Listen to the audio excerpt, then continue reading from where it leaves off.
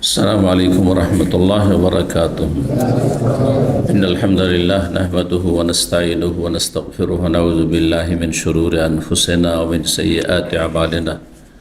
من يهده الله فلا مضل له ومن يضلل فلا هادي له وأشهد أن لا إله إلا الله وحده لا شريك له وأشهد أن محمدا عبده ورسوله صلى الله تعالى عليه وعلى آله وصحبه وسلم تسليما كثيرا. أما بعد، فقد قال الإمام البخاري رحمه الله تعالى: باب كراهية الصلاة في التصاوير. قال حدثنا عمران بن ميسرة قال حدثنا عبد الوارث قال حدثنا عبد الله بن صهيب عن أنس رضي الله عنه قال: كان قرام لعائشة رضي الله عنها سترت به جانب بيتها، فقال لها النبي صلى الله عليه وسلم: أميت عني فإنه لا تزال تصاويره تعرض لي في صلاتي।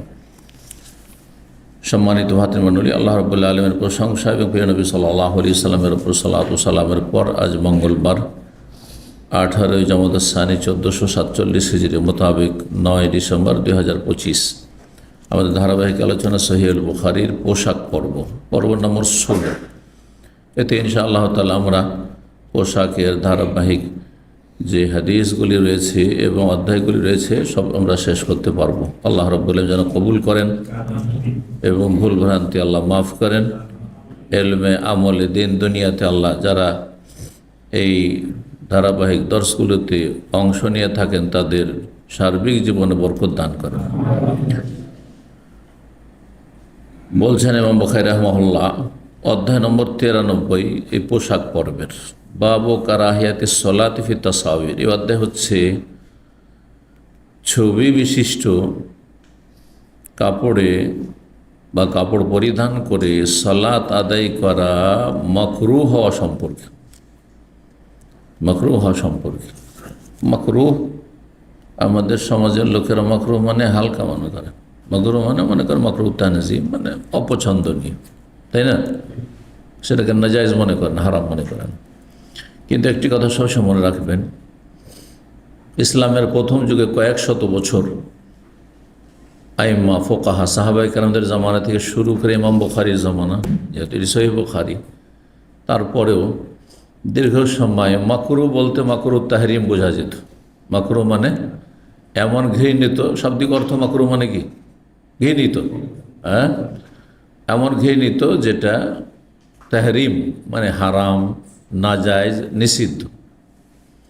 তারপরে পরবর্তীকালে যে ফোকাহারা আসলেন তারা মাকরুহকে দুই ভাগে ভাগ করলেন, মাকরুহ তানজিম, মাকরুহ তাহরিম।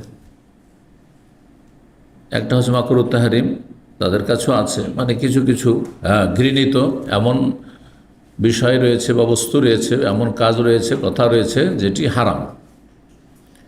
আর আরেক ধরনের মাকরুহ হচ্ছে মাকরুহ তানজিম, মানে এমন ঘৃণিত যে সেটা হারামও নয় কিন্তু সেটা হচ্ছে অপছন্দনীয়, যেমন দাঁড়িয়ে পান করা।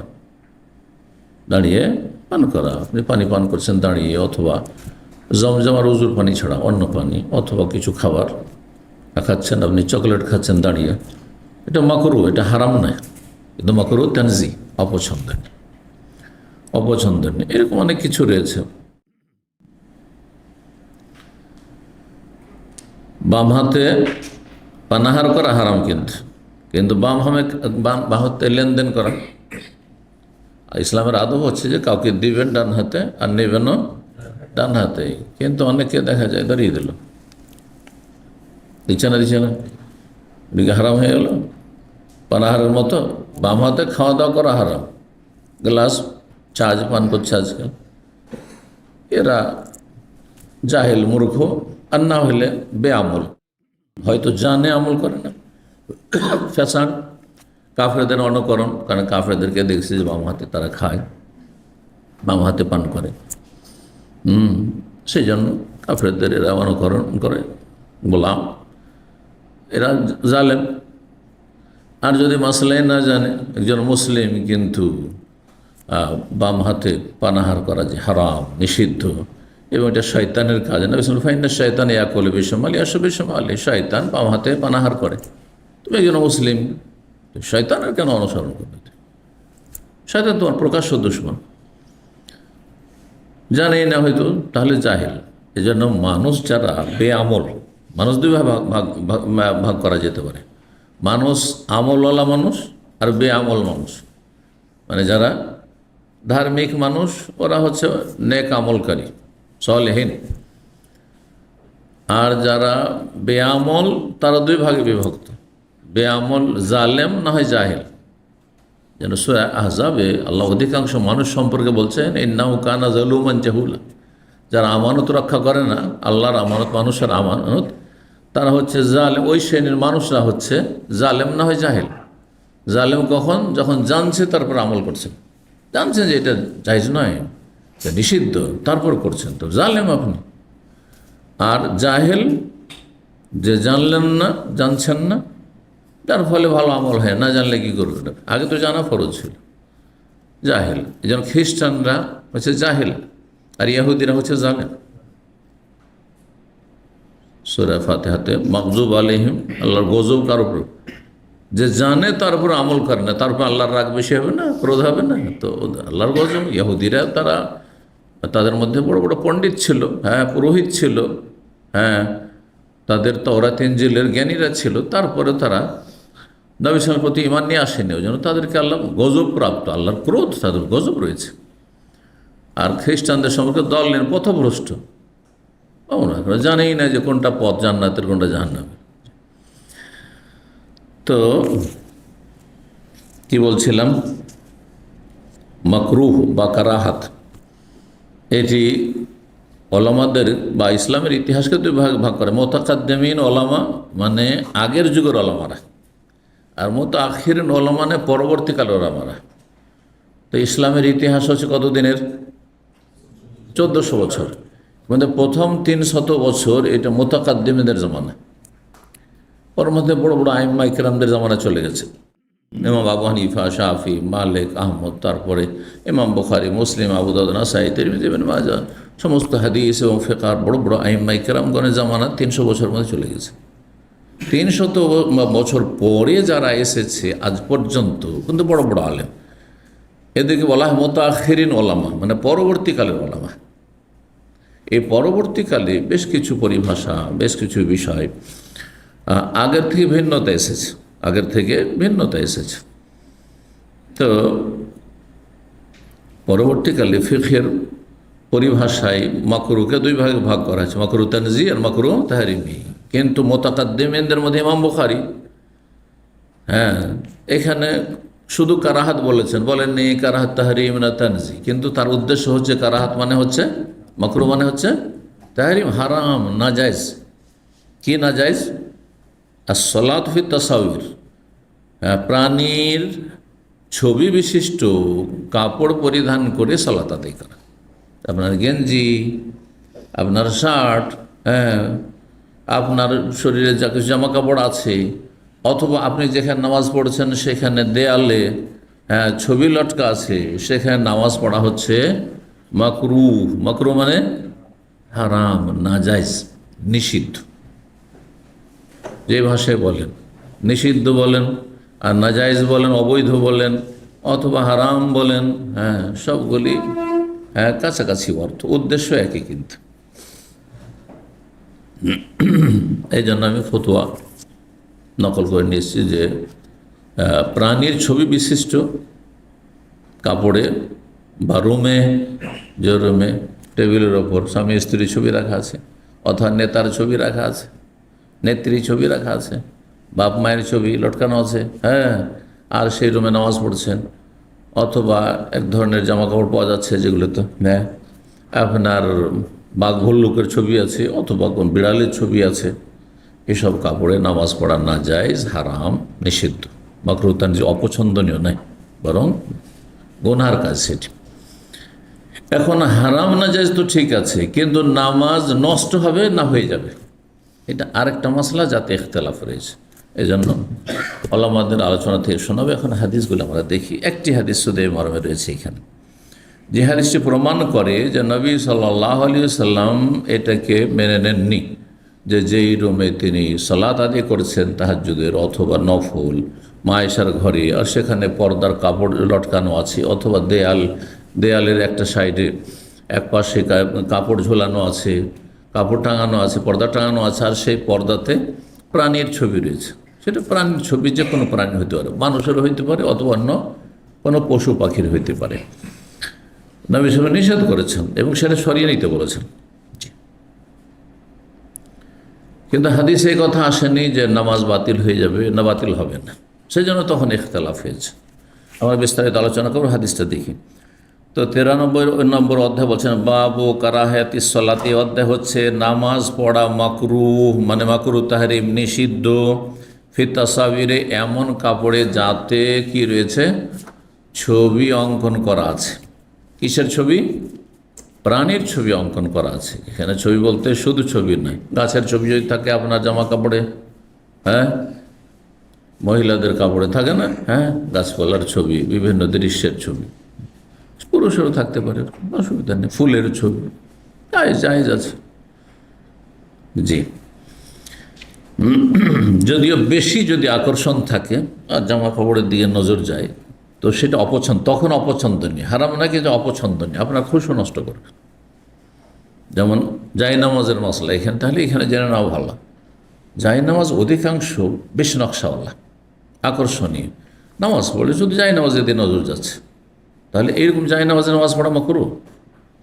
এই জন্য রঙিন কার্পেট, লালের উপরে তারপরে নকশা, এই ধরনের কার্পেটগুলো যে প্রচলিত আজকালকার কার্পেট, অধিকাংশ জায়গায় নামাজ পড়া কিন্তু আসলে অপছন্দনীয়। এই ধরনের আকর্ষণের কার্পেট রাখা ঠিক নয়। আসলে সাধারণ হইতে হবে, লাইট কালারের হইতে হবে, হালকা, যাতে আকর্ষণ না থাকে। অনেক মসজিদের সামনের দিকে, হ্যাঁ, আপনার মেহরাবে বা দেয়ালে রং বিরঙের নকশা করা আছে, বিভিন্ন রং দিয়ে কিছু লেখা আছে, অথবা আয়াত লেখা আছে, কেবলার দিকে আয়াতুল কুরসি লেখা আছে। নামাজ পড়বেন না, আয়াত পড়বেন না, পুরো যদিও কোরআন লেখা আছে, তারপর এটা যে মানুষের হুশু নষ্ট করবে, সুতরাং এটা ঠিক নয়। বা ভারত, বাংলাদেশ, পাকিস্তানের যেসব মসজিদগুলো, অধিকাংশ মসজিদের অবস্থা এরকম, সামনের দিকে বেশ নকশা। একশো মসজিদ নবীতে ছিল, পুরাতন মসজিদ নবীর অংশ, যেটা আমরা জনমদিন ইউনিভার্সিটির ছাত্র তখন ছিল, আজকে থেকে 25 বছর আগে অথবা 30 বছর আগে আনুমানিক এই রংটাকে বদলে দেওয়া হয়েছে। তার আগে এত লাল রঙের ছিল তুর্কি আমলে, যেটা আসল মসজিদ বুঝতে পারছেন না, যেটাতে বাবু সালাম আছে, বাবুর রহমা আছে, পুরনো মসজিদটা। তো এটা এত রঙিন ছিল, আকর্ষণীয়, যে একবার রক্তের চাইতে বেশি লাল রঙের পিলারগুলো ছিল। আর তারপরে তার উপরে গোল্ডেন কালার, সবুজ কালার, মানে আকর্ষণ, এমন আকর্ষণ যে প্রথমত আমরা যখন মদিনা আসি, নামাজ কি পড়বো, শুধু এই সৌন্দর্য দিকে তাকিয়ে এ খুশি নষ্ট হয়ে যাচ্ছে।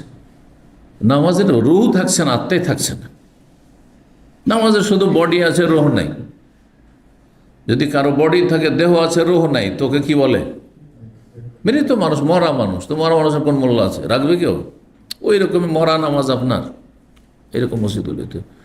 তো আল্লাহ ভালো করুক এই আলে সৌদ হাফেজ আহমুল্লাহ যারা দুনিয়াতে আছেন, এই সৌদি সরকারের যে তারা ধীরে ধীরে ধীরে সংস্কার করেছেন, সংশোধন করেছেন এইসব বিদআত আর এইসব ইসলাম বিরোধী মেলা কিছু ছিল, যেগুলো একসময় মাজার পূজা হয়তো, বাকির কবরস্থান, তারপরে মহল্লা কবরস্থানে পাকা কবর ছিল, গম্বুজ ছিল কবর ওপর, শিরক হয়তো ইন্ডিয়া বাংলাদেশের মতো মাজার পূজা হইতো তুর্কি আমলে, সবকে নিশ্চিন্ন করেছে।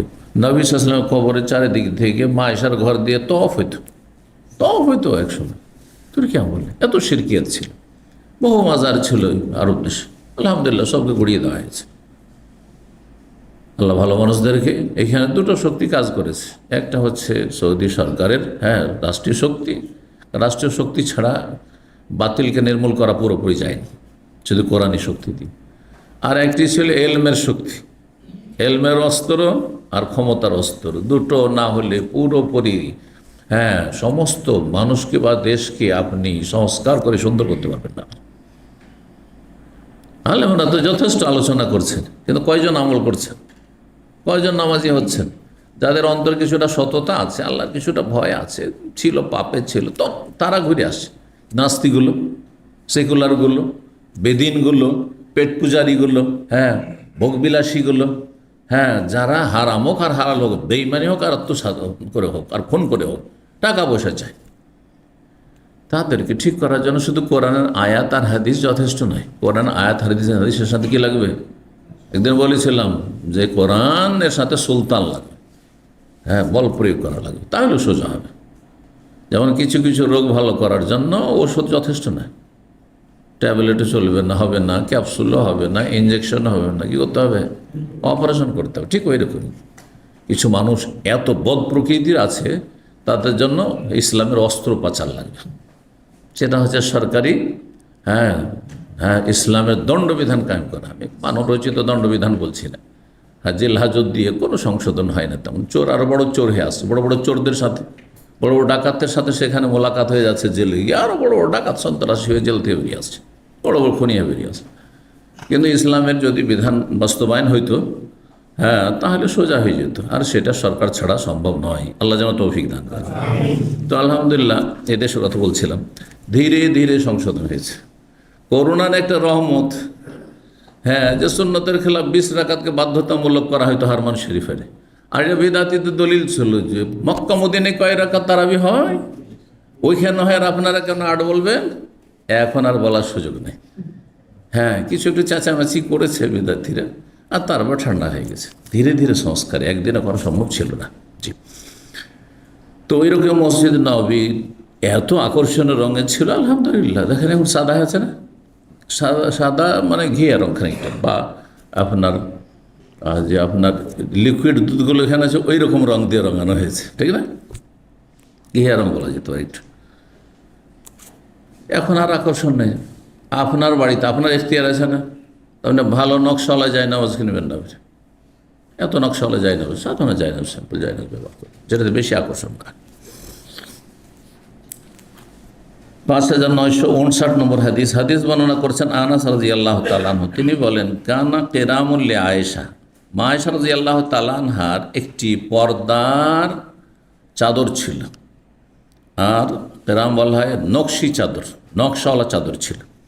সাতারাত বিহি জানাবাইতিহা, যা তিনি লটকিয়ে রেখেছিলেন তার ঘরের এক পাশে। সাধারণত পর্দা লটকায় মানুষ জানালাতে, পর্দা লটকায় দরজাতে পর্দা করার জন্য, তো লটকানো ছিল। অন্য হাদিসে রয়েছে যে দরজা পর লটকানো ছিল। তখন ছোট্ট ঘরে আর খড়ের ঘরে কি আর জানালা হবে, জানালা টানালা হইতো না, তাহলে দরজায় লটকানো ছিল। ফকাউল্লাহান নবী সাল্লাম যখন সালাত পড়তেন তখন সেটা সামনের দিকে পড়তো, হ্যাঁ, সামনের দিকে পড়তো, তো নজরে আসতো। বললেন নবী সাল্লাম তাকে, আমি আননি, এই পর্দাটি যে তুমি টাঙিয়ে রেখেছো সেটা আমার থেকে সরিয়ে ফেলো, সেটাকে সরিয়ে ফেলো। ফাইন্নাহু তাযালু তাসাওয়িরুহু তা'রিজু ফি সালাতি, কারণ এর নকশাগুলি বা ছবিগুলি, তাহলে তাতে কোনো প্রাণীরও ছবি ছিল। ইমাম বুখারী যেহেতু এখানে ছবি থাকলে নামাজ পড়া মাকরুহ নিয়ে এসছেন, ছবি ছিল, প্রাণী ছবি ছিল, অথবা যদি গাছপালার ছবি থাকে তো আকর্ষণীয় ছিল, সেটাই যদি নবী সাল্লাল্লাহু আলাইহি ওয়াসাল্লাম সরিয়ে নিতে বলেন, তাহলে প্রাণী ছবি থাকলে সেখানে তো ফেরেশতাই প্রবেশ করবে না, রহমতের ফেরেশতা প্রবেশ করবে না, ঠিক না? জি। কারণ এর ছবিগুলি, হ্যাঁ, বা নকশাগুলি তা'রিজু ফি সালাতি, আমার সালাত অবস্থায় সামনে ভেসে উঠছে, ওই দিকেই আকর্ষণ হয়ে যাচ্ছে, এতে আমার নামাজের খুশু, একগ্রতা নষ্ট হয়ে যাচ্ছে। এই ছিল হাদিস, তাই না? তো এখন মাসলা আলোচনা করি যে কোনো কাপড়ে, যে কাপড় পরিধান করে আছেন, অথবা কোনো ঘরে যেখানে আপনি সালাত আদায় করছেন, যদি প্রাণীর কি থাকে, ছবি থাকে, তাহলে সেখানে সালাত পড়ার হুকুম কি? বলছেন লা ইয়াজুজু লুবসু মা ফিহি সূরাতু হাইওয়ানিন আও ইনসান, কোনো পশু পাখি, জীব অথবা কোনো মানুষের ছবি যদি থাকে কোনো কাপড়ে, তাহলে সেই কাপড় পরিধান করা জায়েজ নয়। শুধু নামাজের সময় এমনি পরিধান করা জায়েজ নয়, কারণ হঠাৎ নামাজের টাইম হলো আর আপনি ওই গেঞ্জি পরে আছেন, ওইটাই দিয়ে নামাজের টাইমে যে নামাজ পড়তে হবে আপনার, সেজন্য একজন মুসলিমের জন্য জায়েজ না। তারপরে মানুষ যখন পাপ হারাম জিনিস অভ্যস্ত হয়ে যায়, একটা নাজায়েজ জিনিসে, নামাজ অবস্থায় কঠোরভাবে নাজায়েজ, হ্যাঁ, বা আপনি এমনিই পরে আসেন, সেখানেও তো ফেরেশতা যায় না। আপনি যেখানে থাকবেন সেখানে ফেরেশতা, রহমতের ফেরেশতা যাবেন, জান না? আর নামাজ অবস্থায় তো আরও কঠিন হয়ে গেল। কেন জায়েজ নয়? বলছেন আবু তালহা রাদিয়াল্লাহু তাআলা আনহু থেকে সহিহ বুখারী 3226 নম্বর আর সহিহ মুসলিমের 2106 নম্বর হাদিস। তিনি বলেন, নবী সাল্লাল্লাহু আলাইহি ওয়াসাল্লাম বলেছেন, লা তাদখুলুল মালায়েকাতু বাইতান ফিহি সূরা, এমন বাড়িতে ফেরেশতা প্রবেশ করে না যেই বাড়িতে ছবি থাকে। কিসের ছবি? প্রাণীর ছবি থাকে। অন্যের বাড়িতে আর কুকুর যদি থাকে। জি।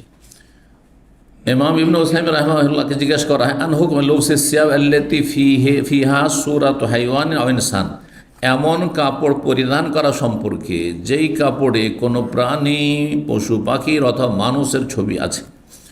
বলছেন, লা ইয়াজুজু লিল ইনসান, কোনো মানুষের জন্য জায়েজ নাই, হারাম, সবার জন্য হারাম। কিন্তু কাফের তো কালেমাই কবুল করেনি, তাহলে আর ওকে ছবি থেকে বারণ করে করবেনটাই। সুতরাং এই ক্ষেত্রে কালেমা লা ইলাহা ইল্লাল্লাহ যারা মেনে নিয়েছে তাদেরকে প্রথম সম্বোধন করতে হবে যে তোমাদের জন্য জায়েজ নয় হে মুসলিম যে আইয়াল বেসা সিয়াবান, এমন কাপড় পরিধান করবে ফিহা সূরাতু হাইওয়ানিন আও ইনসান, যাতে কোনো পশু পাখির ছবি রয়েছে অথবা মানুষের ছবি রয়েছে। ওয়ালা ইয়াজুজু আইযান, জায়েজ নয় যে আইয়াল বেসা গুতরা ওয়াশমাক, এমন কোনো রুমাল পরবে, হ্যাঁ, অথবা যে কোনো কিছু চাদর পরবে। অনেক সময় শালে, চাদরে প্রাণী ছবি থাকতে পারে। আজকাল গেঞ্জি যেগুলো হচ্ছে, হ্যাঁ, বিভিন্ন প্লেয়ারের নাম লেখা থাকছে এবং তাদের ছবি থাকছে। অফিহা সূরাত ইনসান হাইওয়ান, তাতে যদি মানুষের ছবি থাকে অথবা কোনো পশু পাখির ছবি থাকে, জায়েজ নয়। কারণ নবী সাল্লাল্লাহু আলাইহি সাল্লাম থেকে সহিহ সূত্রে প্রমাণিত, আন্নাল মালায়েকাতা লা তাদখুলু বাইতান ফিহি সূরা, এমন বাড়িতে ফেরেশতা প্রবেশ করেন না যে বাড়িতে ছবি রয়েছে প্রাণীর। এই জন্য বলছেন ওয়ালা নারা আলি আহাদিন ইয়াক্তানি আসওয়ার লিযিকরা, এই জন্য স্মৃতির জন্য কারো ছবিকে সুরক্ষিত করে রাখা জায়েজ নয়। হ্যাঁ, কারণ অনেক বলে এটা আমার স্মৃতি, আমার আব্বা চলে গেছেন, আমার আম্মা চলে গেছেন, দাদা দাদি চলে গেছেন, এটাকে আমি অ্যালবামে রেখেছি অথবা এটা আমি লটকে রেখেছি, জায়েজ নয়। কী করতে হবে তাহলে? ফাইনাল ওয়াজিব আলাইহি ইউতলিফাহা, এই ছবিগুলি যারা সুরক্ষিত করে রেখেছে তারা সেগুলিকে নষ্ট করে দেবে। সেগুলি কী করবে? নষ্ট করে দেবে। আপনি মোবাইলে রাখেন, সেটা ভিন্ন বিষয়, হ্যাঁ, কিন্তু আপনার অ্যালবামে থাকছে, অ্যালবাম মোবাইলে হয়তো কি ভিতরে আছে, খুলে রাখা যাবে না, অ্যালবামে জায়েজ নয়। বলছে সাওয়ান কান কাদ ওয়াজা আল জেদার, দেয়ালে থাকলেও সেটা জায়েজ নয়। আর ওয়াদাফি আলবম, অ্যালবামে থাকলেও জায়েজ নয়, এটা সুরক্ষিত করে রেখেছে। অথবা অন্য কোথাও রাখেন, আপনি টেবিলে রাখেন, আর কিছুতে রাখেন। কেন? এই ছবিগুলো, প্রাণীর ছবি যদি রাখেন তো লিআন্না বাকাহি আখতাজ হেরমান আহলিল বাইত, বাড়ির সবাইকে, আপনার স্ত্রী, আপনার ছেলে মেয়েকে বঞ্চিত করলেন মিন দখুলিল মালায়েকা, ফেরেশতা, রহমতের ফেরেশতা আসা থেকে। আপনি শুধু ক্ষতিগ্রস্ত না, আপনি আপনার স্ত্রীর ক্ষতি করলেন, আপনার ছেলে মেয়েদের কচিকাচার ক্ষতি করলেন। আপনার মেহমান অতিথিরা আসছে আর আপনার রুমে প্রাণীর ছবি আছে, আপনার বাপ মা দাদা দাদির ছবি ঝুলিয়ে রেখেছেন অথবা নেতার ছবি ঝুলিয়ে রেখেছেন, আপনি সবকে বঞ্চিত করছেন আল্লাহর রহমত থেকে। আল্লাহু আলাম। তারপর তাকে আবার জিজ্ঞাসা করেন, আর হুকমে এলবাসিস ছবি, আচ্ছা নাবালকদের ক্ষেত্রে, নাবালকদের জন্য চলবে? কারণ ওদের তো শরীয়তের দায়িত্ব নেই। অনেকে মনে করেন শরীয়ত তো ফরজ হয় সাবালক হলে, তাই না? তো নাবালক ছেলে মেয়ের কাপড়ে যদি প্রাণী ছবি থাকে, হ্যাঁ, এমন কাপড় আল্লাতী ফিহা সুওয়ার লিযাওয়াতিল আরওয়াহ, আত্মা বিশিষ্ট, প্রাণ বিশিষ্ট এমন কোনো যদি জীব হয়, অর্থাৎ পশু পাখি অথবা মানুষ। বলছেন ওলামায়ে কেরামগণ বলেছেন, ইন্নাহু ইয়াহরুমু ইলবাসুস সাবি মা ইয়াহরুমু ইলবাসুল কাবীর, বড়দেরকে যেটা পরানো হারাম সেটা ছোটদেরও হারাম। কারণ আপনি অভিভাবক তো আছেন, তাই না? এটা ছোট ছেলে জানেন না একটা কাজ করে ফেলেছে, তাকে আল্লাহ মাফ করবে, কিন্তু আপনি তো জানছেন, হ্যাঁ, আর আপনাকে তো জিজ্ঞাসা করা হবে। আপনি তো আপনার পরিবারের সদস্যদের দায়িত্বশীল, রাখাল, কুল্লুকুম মাসউলুন আন রাইয়াতি, প্রত্যেকে তোমাদের দায়িত্বশীল, প্রত্যেকে তার নিজ নিজ দায়িত্ব সময় জিজ্ঞাসা করা হবে। আর তারপর এটা যদি কচিকাচাদের ছেলে মেয়েদেরকে নাবালক অবস্থায় অভ্যাস করে, এতে অভ্যাসের দাস হয়ে যাবে। এই জন্য পশ্চিমা দেশে, ইউরোপ, আমেরিকাতে যেসব দিনী ভাই বোনেরা বসবাস করেন তারা ছোট্ট থেকে কিন্তু হিজাব করেন। হ্যাঁ, 2 বছর 3 বছরের বাচ্চাকে স্কার্ফ পরে, হেজাব পরে দিচ্ছেন, একবারে বেঁধে রাখছে। তাদের জিজ্ঞাসা করেছি যে এদের কেন করাচ্ছেন? এটা তো আরব দেশেও করা হয় না, কেন করাচ্ছেন আপনারা? বলছে এটা এই জন্য করাচ্ছি, এখন থেকে এটা যদি অভ্যাস না করে 8 বছর 10 বছর হয়ে গেলে সে পড়তে চাইবে না, কারণ অভ্যাস নাই। তখন মনে হচ্ছে তাকে বেঁধে রেখেছেন আপনি, পড়তে চাইবে না। আর স্কুল থেকে চাপ আছে যে কোনো মানসিক শারীরিক দিক থেকে কোনো টর্চার না হয়। যদি একটু গিয়ে টিচারকে বলে দেয় তা আপনার বাসাতে পুলিশ চলে আসবে, বাচ্চাকে উঠিয়ে নিয়ে চলে যাবে। হ্যাঁ, বাচ্চা হাতছাড়া হয়ে যাবে। হ্যাঁ, খ্রিস্টানরা তখন তার লালন পালন করে খ্রিস্টান বাড়িয়ে দেবে। জি, সুতরাং এই প্রতিকূল অবস্থায় ছোট্ট থেকে 2 বছর 3 বছর বাচ্চাকে এমন করে বেঁধে দেখেছেন আশা করি হয়তো। জি, আমাদের দেশের মহিলা মাদ্রাসাগুলিতে এরকমই করে, ছোট্ট থেকে হিজাব পরায়, অথচ 7 বছর 8 বছর 6 বছর 5 বছরের মেয়েরা তারপরে হিজাব পড়াচ্ছে। কারণ তাদের মাথাটাকে ফরজ তরবিয়তের জন্য হয়। এটা তো অভ্যাস তো করতে হবে, না হলে যেদিন সাবালিকা হইলো সেই দিন হঠাৎ করে বলে এখন ডাকো, ডাকতে যাবে না, মাথা ডাকতে যাবে না, অভ্যাস নাই।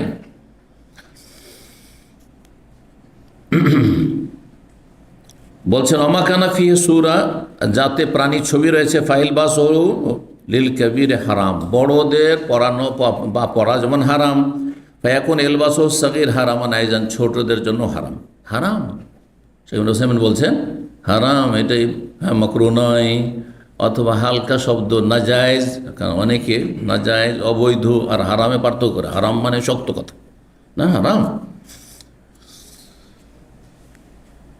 সুতরাং মুসলিমরা যেন এমন পোশাক খরিদ না করে, ছেলেমেয়েদের না পরায়, নিজেরা না পড়ে, এবং মুসলিম দেশে আসতে না দেয়।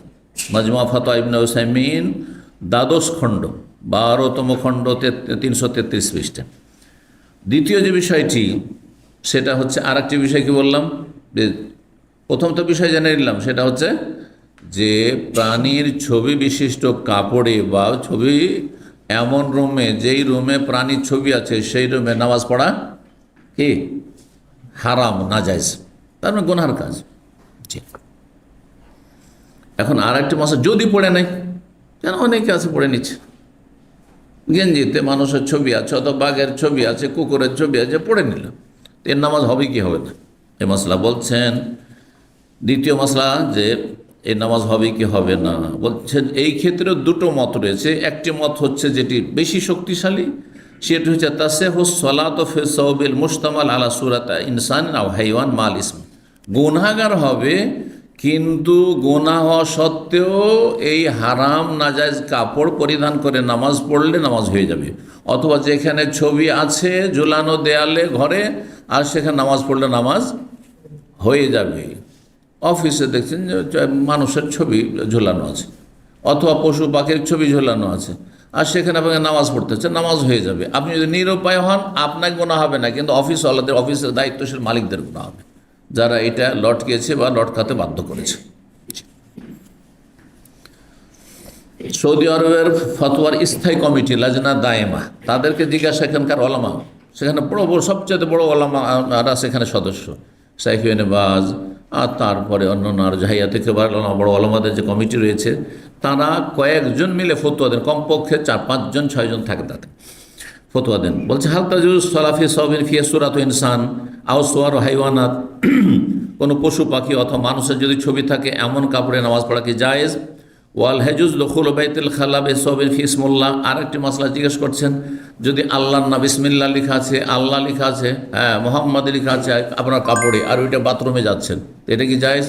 এটাও জায়েজ নয়, এটাও জায়েজ নয়। সেই জন্য কাপড়ে আমি আল্লাহকে খুব ভালোবাসি, রসুলকে খুব ভালোবাসি, আমি ইয়া রাসূল আল্লাহ, না, জায়েজ নয়। অনেকে আবেগে আমি খুব ভালো মানুষ, সেই জন্য আমি মিউজিক রাখি, মিউজিক টোন রাখি না, আমি কোরআনের আয়াত রেখেছি আমার কিসে, রিংটোনে। এটা কোরআনের অবমাননা। কোরআনে কারিমে আল্লাহ এই জন্য নাজিল করেছেন। আর তারপরে যখনই উঠিয়ে নিলেন আয়াত পুরা হয়নি, অসম্পূর্ণ, অনেক সময় অর্থ ইসলাম বিরোধী অর্থ হয়ে যাবে, অসম্পূর্ণ কথা তো হবে না। জি, যেমন আল্লাহ লা তাকরাবুস সালাত ওয়া আনতুম সুকারা, নেশাগ্রস্ত অবস্থায় নামাজের কাছে যেও না। এখন রিংটোনে লা তাকরাবুস সালাহ এসছে, আর দিল রিসিভ করে নিলেন, মানে নামাজের কাছেই যেও না, কুফরি কথা হয়ে যাবে না, নামাজের ধারে কাছে যেও না, বুঝছেন না? জি, লা ইলাহা ইল্লাল্লাহ ফা'লাম আন্নাহু লা ইলাহা ইল্লাল্লাহ, যেমনই তেলাওয়াতটি আপনার রিংটোনে বেজে উঠেছে, হ্যাঁ, অনেকে রিংটোন রাখার ওই দিক থেকে রিং করলে চলতে থাকে, তেলাওয়াত চলতে থাকে, জিকির চলতে থাকে, যখন উঠিয়ে নিয়ে তখন দেখা গেল ওইখানে লা ইলাহা পড়েছিলেন আর তারপরে রিসিভ হয়ে গেল। হ্যাঁ, ওই দিক থেকে আসছিল লা ইলাহা পর্যন্ত। লা ইলাহা মানে কি আল্লাহ নেই, আর আল্লাহ নেই তখন রিসিভ করে নিলেন আপনি। এর চেয়ে তো বড় কুফরি আর কি আছে, চিন্তা করুন তো। সেজন্য অনেকেই মনে করেন যে এটা খুব ভালো কাজ। আমি তো মিউজিক রাখি না, রিংটোনটা তো আমি কোরআনেতে রেখেছি, না জায়েজ নয়। জি,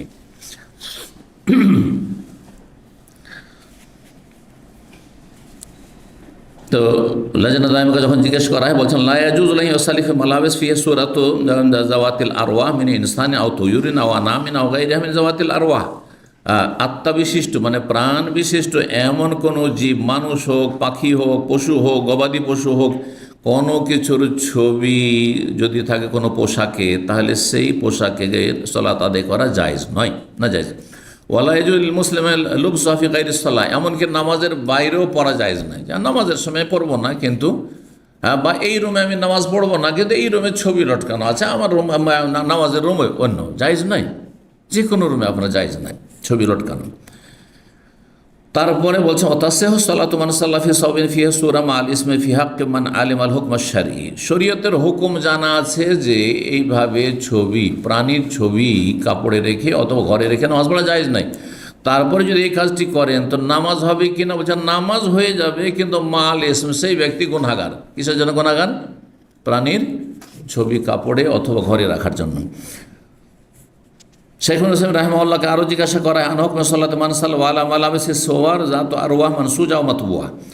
যদি এমন কেউ নামাজ পড়ে এমন পোশাকে, যেই পোশাকে প্রাণীর ছবি রয়েছে, সেটা আপনার নকশা করা আছে, প্রিন্ট করা আছে। ছবি দুই রকম, প্রিন্ট করা, একটা হচ্ছে যে এমব্রয়ডারি নকশা করা আছে সুতো দিয়ে, যে কোনো রকম হোক না কেন। বলছে এই কানা জাহিলান ফালাশাই আলী, যদি মাসলা না জানে, ও জানে না, সেই জন্য এরকম কাপড় পরে, গেঞ্জি পরে, টি শার্টে যেতে মানুষের ছবি বা প্রাণীর ছবি আছে, নামাজ পড়েছে, তাহলে বলছে যে কোনো, যেহেতু জানেন না, কিন্তু এই মাসলা বই জানা উচিত, নামাজ হয়ে যায়। ওয়াইন খান আলেমান, যদি মাসলা জানে তারপর জানে যে এটা জায়েজ নাই, কিন্তু ব্যাস আবেগ অথবা ছাড়তে পারছেন না, তাকে ভালো লাগছে এই প্রাণীর ছবিওয়ালা কাপড়, ফাইন্না সলাতাহু সাহিহা মাল ইসম, নামাজ তো হয়ে যাবে কিন্তু গুনাহগার হবে। এটা হচ্ছে ওলামাদের দুটো মতের বেশি সহি মত। তাহলে আরেকটি মত কি হচ্ছে যে যদি প্রাণীর ছবি থাকে আপনার কাপড়ে আর তাতে নামাজ পড়ছেন, অথবা আপনার রুমে আর নামাজ পড়ছেন, তাহলে নামাজ বাতিল, তাদের কাছে নামাজ বাতিল। আর এই কথাটি আমার দেশে প্রচলিত খুব বেশি, অনেকে বলে থাকে হ্যাঁ যে ছবি যদি থাকে কাপড়ে তাহলে নামাজ হবে না। এটি মত কিন্তু দুর্বল মত। এই মতটি সহি মত হচ্ছে যেহেতু দলিল নেই নামাজ বাতিল করার, সুতরাং কাজটি হারাম। অনেক কাজ হারাম আছে, কিন্তু হারাম হলে সেটা করলে আপনার ওই কাজটি যে অবস্থায় করেছেন সেই কাজটি না জায়েজ হবে না। কথা বলছেন না? তো এগুলোর উদাহরণ দেওয়ার এখন সময় নেই। অমিনাল ওলামাই ইয়াকুল, একদল আলেমরা আবার বলছেন সলাতুহু তাবতুল, যেই ব্যক্তি প্রাণীর ছবি বিশিষ্ট কাপড়ে নামাজ পড়বে অথবা প্রাণীর ছবি বিশিষ্ট কক্ষে নামাজ পড়বে, তার নামাজ বাতিল। কেন বাতিল? লিআন্নাহু সাল্লা ফি সাওবিন মুহাররাম আলাইহি, এমন কাপড় পরে নামাজ পড়ে যে কাপড় তার জন্য পরিধান করা হারাম, হারাম কাপড়ে পড়েছে, সেই জন্য তার নামাজ বাতিল। তারা বলছেন মাজমু ফাতাওয়া ইবনে উসাইমিনের 12 খণ্ড 360 পৃষ্ঠা।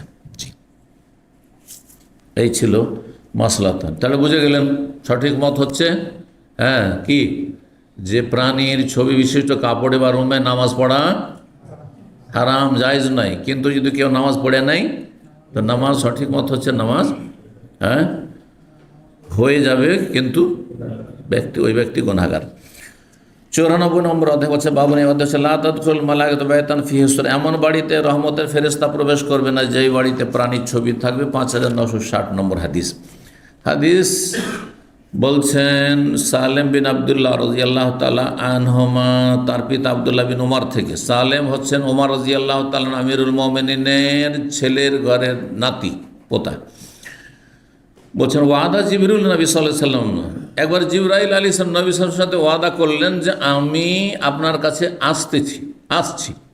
আসবো আর কি। যে টাইম বেঁধে দিয়েছেন, টাইম পার হয়ে চলে যাচ্ছে, নবী সাল্লাল্লাহু আলাইহি সাল্লাম অপেক্ষা আছেন, আসছেন না। সেই দিন কি ছিল? হাদিস আসছে, হ্যাঁ, বাড়িতে, হ্যাঁ, খাটের তলায়, হ্যাঁ, একটা কুকুরের বাচ্চা ছিল। আর জিবরাইল আলাইহিস সালাম এসেছেন, বাইরে দাঁড়িয়ে আছেন, কিন্তু ঘরে ঢুকছেন না। আল্লাহ ফারাসা আলাইহি, কিন্তু জিবরাইল আলাইহিস সালাম নবী সাল্লাল্লাহু আলাইহি ওয়াসাল্লামের কাছে আসতে বিলম্ব করে দিলেন। রাসা মানে তাআখার, লেট করে দিলেন, আসছেন না, লেট হয়ে গেল, কি ব্যাপারটা, আমি তো বলেছি না যে সব চলে আসবো। ফাশাকা ইলাইহি হাত্তা ইশতাদ্দা আলান নবী সাল্লাল্লাহু আলাইহি ওয়াসাল্লাম, এমনকি নবী সাল্লাল্লাহু আলাইহি ওয়াসাল্লামের জন্য এই বিষয়টি কঠিন হয়ে গেল। দুশ্চিন্তায় পড়ে গেলেন যে আমার কোনো দোষ হলো, কোনো ত্রুটি হলো না, কেন আসলে না, হ্যাঁ, বিব্রত নবী সাল্লাল্লাহু আলাইহি ওয়াসাল্লাম। ফাখারাজান নবী সাল্লাল্লাহু আলাইহি ওয়াসাল্লাম অপেক্ষা করতে করতে করতে ঘর থেকে একটু বাইরে বেরোলেন, যে দেখি তো। বাইরে গিয়ে দেখেন ফালাকিয়াহু, জিবরাইলের সাথে সাক্ষাৎ হয়ে যাচ্ছে। জিবরাইল আলাইহিস সালাম কখনো মানুষের রূপ ধরে আসতেন, হ্যাঁ, তখন অন্য সাহাবীরাও দেখতে পেতেন, আর অধিকাংশ সময় কোনো মানুষের রূপ ধারণ করে আসতেন না, অদৃশ্য।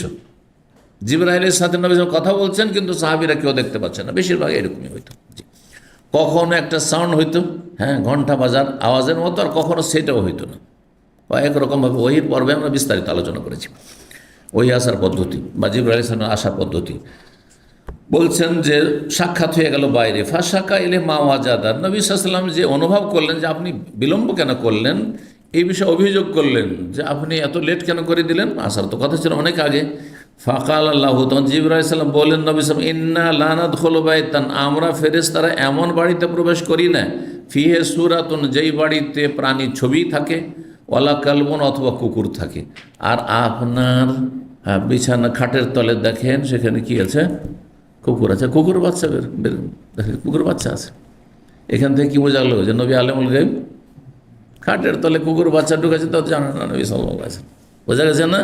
তাহলে যে বেরেলভিরা, মাজারপন্থীরা বলে যে নবী আলেমুল গায়ব, নবী হাজির নাজির, এটি শিরক আল্লাহর সাথে। কারণ আল্লাহ ছাড়া গায়েব, অদৃশ্য, সব অদৃশ্য জানার কারো ক্ষমতা নেই। নবী সাহেব কতটা গায়েব জানেন? যতটা জানিয়ে দেওয়া হয়েছে, সব জানিয়ে দেওয়া হয়নি, ঠিক না? এই জন্য নবী সাল্লাল্লাহু আলাইহি ওয়াসাল্লামের দুনিয়ার ক্ষেত্রে ক্ষয়ক্ষতি হয়েছে, হয়নি? হ্যাঁ, ওহুদের যুদ্ধে ক্ষয়ক্ষতি হয়েছে, হ্যাঁ, তায়েফে ক্ষয়ক্ষতি হয়েছে, ক্ষতিগ্রস্ত হয়েছে, আহত হয়েছে। যদি নবী জানতেন যে তায়েফ যাব আর মার খাবো কাফেরদের কাছে, আর একটি লোক ইসলাম গ্রহণ করবে না, তো যেতেন? আপনি আমি যাব কখনো? কেউ যাবে না। তাহলে তো জানতেন না, আশা করে গিয়েছিলেন যে হয়তো তাইফের লোকগুলো হেদায়েত হবে, কিছু লোক তো হেদায়েত হবে। এরকম বহু ঘটনা রয়েছে। 95 নম্বর অধ্যায় বলছেন বাবু মাল্লাম ইয়াদখুল বাইতান ফিহি সূরা। এই অধ্যায় হচ্ছে এমন কোন ব্যক্তি সম্পর্কে যে যেই বাড়িতে প্রাণীর ছবি রয়েছে সেই বাড়িতে যদি প্রবেশ না করে, তাহলে এটা কি চরমপন্থা হবে? ধরেন আপনি গেছেন কোনো আত্মীয়র বাড়িতে, মেয়ের বাড়ি গেছেন, শ্বশুর বাড়ি গিয়েছেন, আর যাওয়ার পরে দেখছেন যে বাড়িতে কি আছে, প্রাণীর ছবি আছে, তাহলে আপনি ওখানে প্রবেশ করলেন না। তাহলে কি আপনি বললেন আপনি কট্টরপন্থী? না, ঠিক করেছেন, ঠিক করেছেন। কিন্তু এই ক্ষেত্রে আপনাকে একজন চিকিৎসকের মতো, ডাক্তারের মতো কাজ করতে হবে। কীরকম? ডাক্তার কয়েক রোগে আক্রান্ত রোগীকে কোনটা আগে ওষুধ দিতে হবে, কোনটা পরে দিতে হবে, এটা কিন্তু নির্ণয় করতে হবে। একসাথে যদি সব ওষুধ দিয়ে দেয় তাহলে হ্যাঁ, রোগীর ক্ষতি হয়ে যাবে। কিছু রোগ আছে তাড়াতাড়ি চিকিৎসা না করলে মারা যাবে রোগী, তাড়াতাড়ি ওর ওষুধ দিতে হবে। আর কিছু রোগ আছে অসুবিধা নেই, এটা পরে দিলে চলবে, পরে দিতে হবে, কারণ একসাথে দিলে ক্ষতি হয়ে যাবে, সাইড এফেক্ট রয়েছে, পার্শ্ব প্রতিক্রিয়া রয়েছে, ওদের না দেওয়া যাবে না, ঠিক না? এই জন্য একজন ডাক্তার যদি কোনো মহিলা চিকিৎসার জন্য যায়, জিজ্ঞাসা করে যে গর্ভে বাচ্চা আছে নাকি, হ্যাঁ, প্রেগন্যান্ট আছে নাকি, জিজ্ঞেস করে না? কারণ সব ওষুধ দেওয়া যাবে না, অ্যান্টিবায়োটিক দেওয়া যাবে না, আরও বেশ কিছু কিছু দেওয়া যাবে না। তো ঠিক আপনাকে দেখতে হবে যে আপনি যার বাড়িতে প্রবেশ করলেন না, যাচ্ছিলেন না, আপনার বাড়িতে ঢুকবো না। কিসের জন্য? আপনার বাড়িতে এই যে প্রাণীর ছবি, আপনি যে ছবি ঝুলিয়ে রেখেছেন সেজন্য ঢুকবো না। হ্যাঁ, এটা বলে যদি ইসলামের লাভ হয়, ওকে হেদায়েত করতে পারলেন, সংশোধন করতে পারলেন, হ্যাঁ, হিতে বিপরীত না হয়, তাহলে সেটা করবেন শাসনমূলক, আর আপনার শাসন ফলপ্রসূ হবে তখন। এটা হচ্ছে চিকিৎসা। কারণ উদ্দেশ্য শুধু বয়কট করা নয়, বয়কটের মাধ্যমে উদ্দেশ্য হচ্ছে সংশোধন করা, কারেকশন করা, ভালো মানুষ বানানো। কিন্তু এখন আপনি যাচ্ছেন রাষ্ট্রপতি প্রধানমন্ত্রীর অফিসে, আর সেখানে ছবি লটকানো আছে, আর সেখানে গিয়ে আপনি অ্যাপয়েন্টমেন্ট নিয়েছেন আর গেলেন, আর তারপরে ফিরে চলে আসছেন। কী বাবার ফিরে কেন আসলেন? বডিগার্ড জিজ্ঞাসা করছে, অথবা যারা সেখানে সিকিউরিটি তারা জিজ্ঞাসা করছে কেন ফিরলেন? হ্যাঁ, বলে এই যে ছবি রাখা আছে সেই জন্য। তা আপনার কী করবে? হ্যাঁ, আজকাল নতুন ভাষাতে কি বলা হচ্ছে এটাকে? হ্যাঁ, এক যুগে আমাদের যুগে লাল ঘর বলতো, জেলকে কি বলতো? লাল ঘর বলতো। তারপরে মেহমানখানা বলতো। এই যে আপনাদের এই বিপ্লবের পরে একটা ভাষা এসছে, আয়না ঘর। আয়না ঘর, আয়না ঘরে পাঠিয়ে দিন, বুঝতে পারছেন না? আর হয়তো আপনার রৌদ্র দেখার সুযোগই হবে না, অথচ কি অপরাধ করেছেন, অপরাধী তো তারাই, ঠিক আছে? তো দেখতে হবে। এই জন্য এই ক্ষেত্রে অবশ্যই আপনাকে প্রজ্ঞাবান, জ্ঞানী হইতে হবে। আপনার ছেলের বাড়ি যাচ্ছেন, আপনার মেয়ের বাড়ি যাচ্ছেন, হ্যাঁ, আর মেয়ে আছে, তখন সেটা করবেন তার যদি ক্ষমতা থাকে। কিন্তু আপনি যাচ্ছেন বিয়ের বাড়িতে, মেয়ে দিয়েছেন সেই ঘরে, আমার মেয়ে পক্ষ দুর্বল আমাদের সমাজে, বাঙালি সমাজে, ঠিক না? গিয়ে যদি বলেন বিয়ে আপনার বাড়িতে প্রবেশ করবো না, হ্যাঁ, কারণ আপনার বাড়িতে কি আছে? এই যে নেতার ছবি আছে, প্রাণীর ছবি আছে, হ্যাঁ, এসব ঝুলিয়ে রেখেছেন, তাহলে আপনার মেয়ের ভাতি উঠে যাবে, হয়তো মেয়েকে নিয়ে বিদায় হইতে হবে, বুঝতে পারছেন না? তা আপনি এই কাজ করবেন না, এটা মূর্খামি হবে, চিকিৎসা হলো না এটা।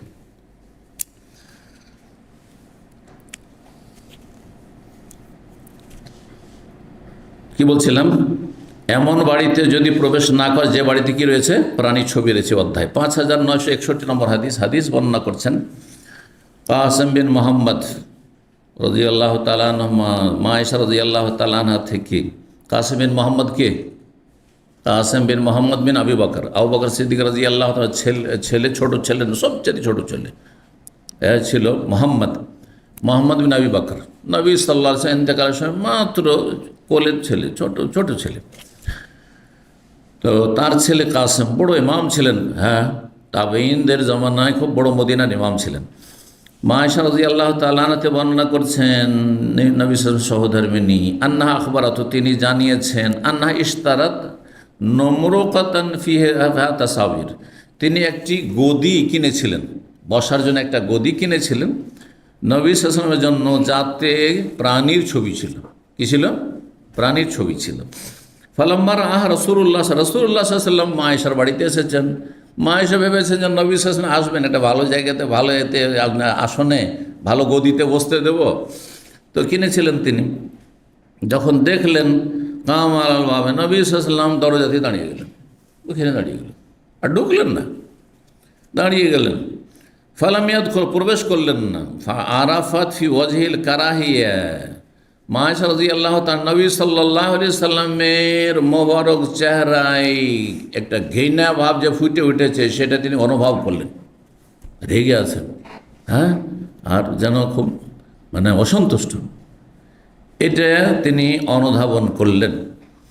ফাকালাত, বলে ইয়া রাসূলুল্লাহ, হে আল্লাহ রসুল। তাহলে স্বামীকে কি বলতেন?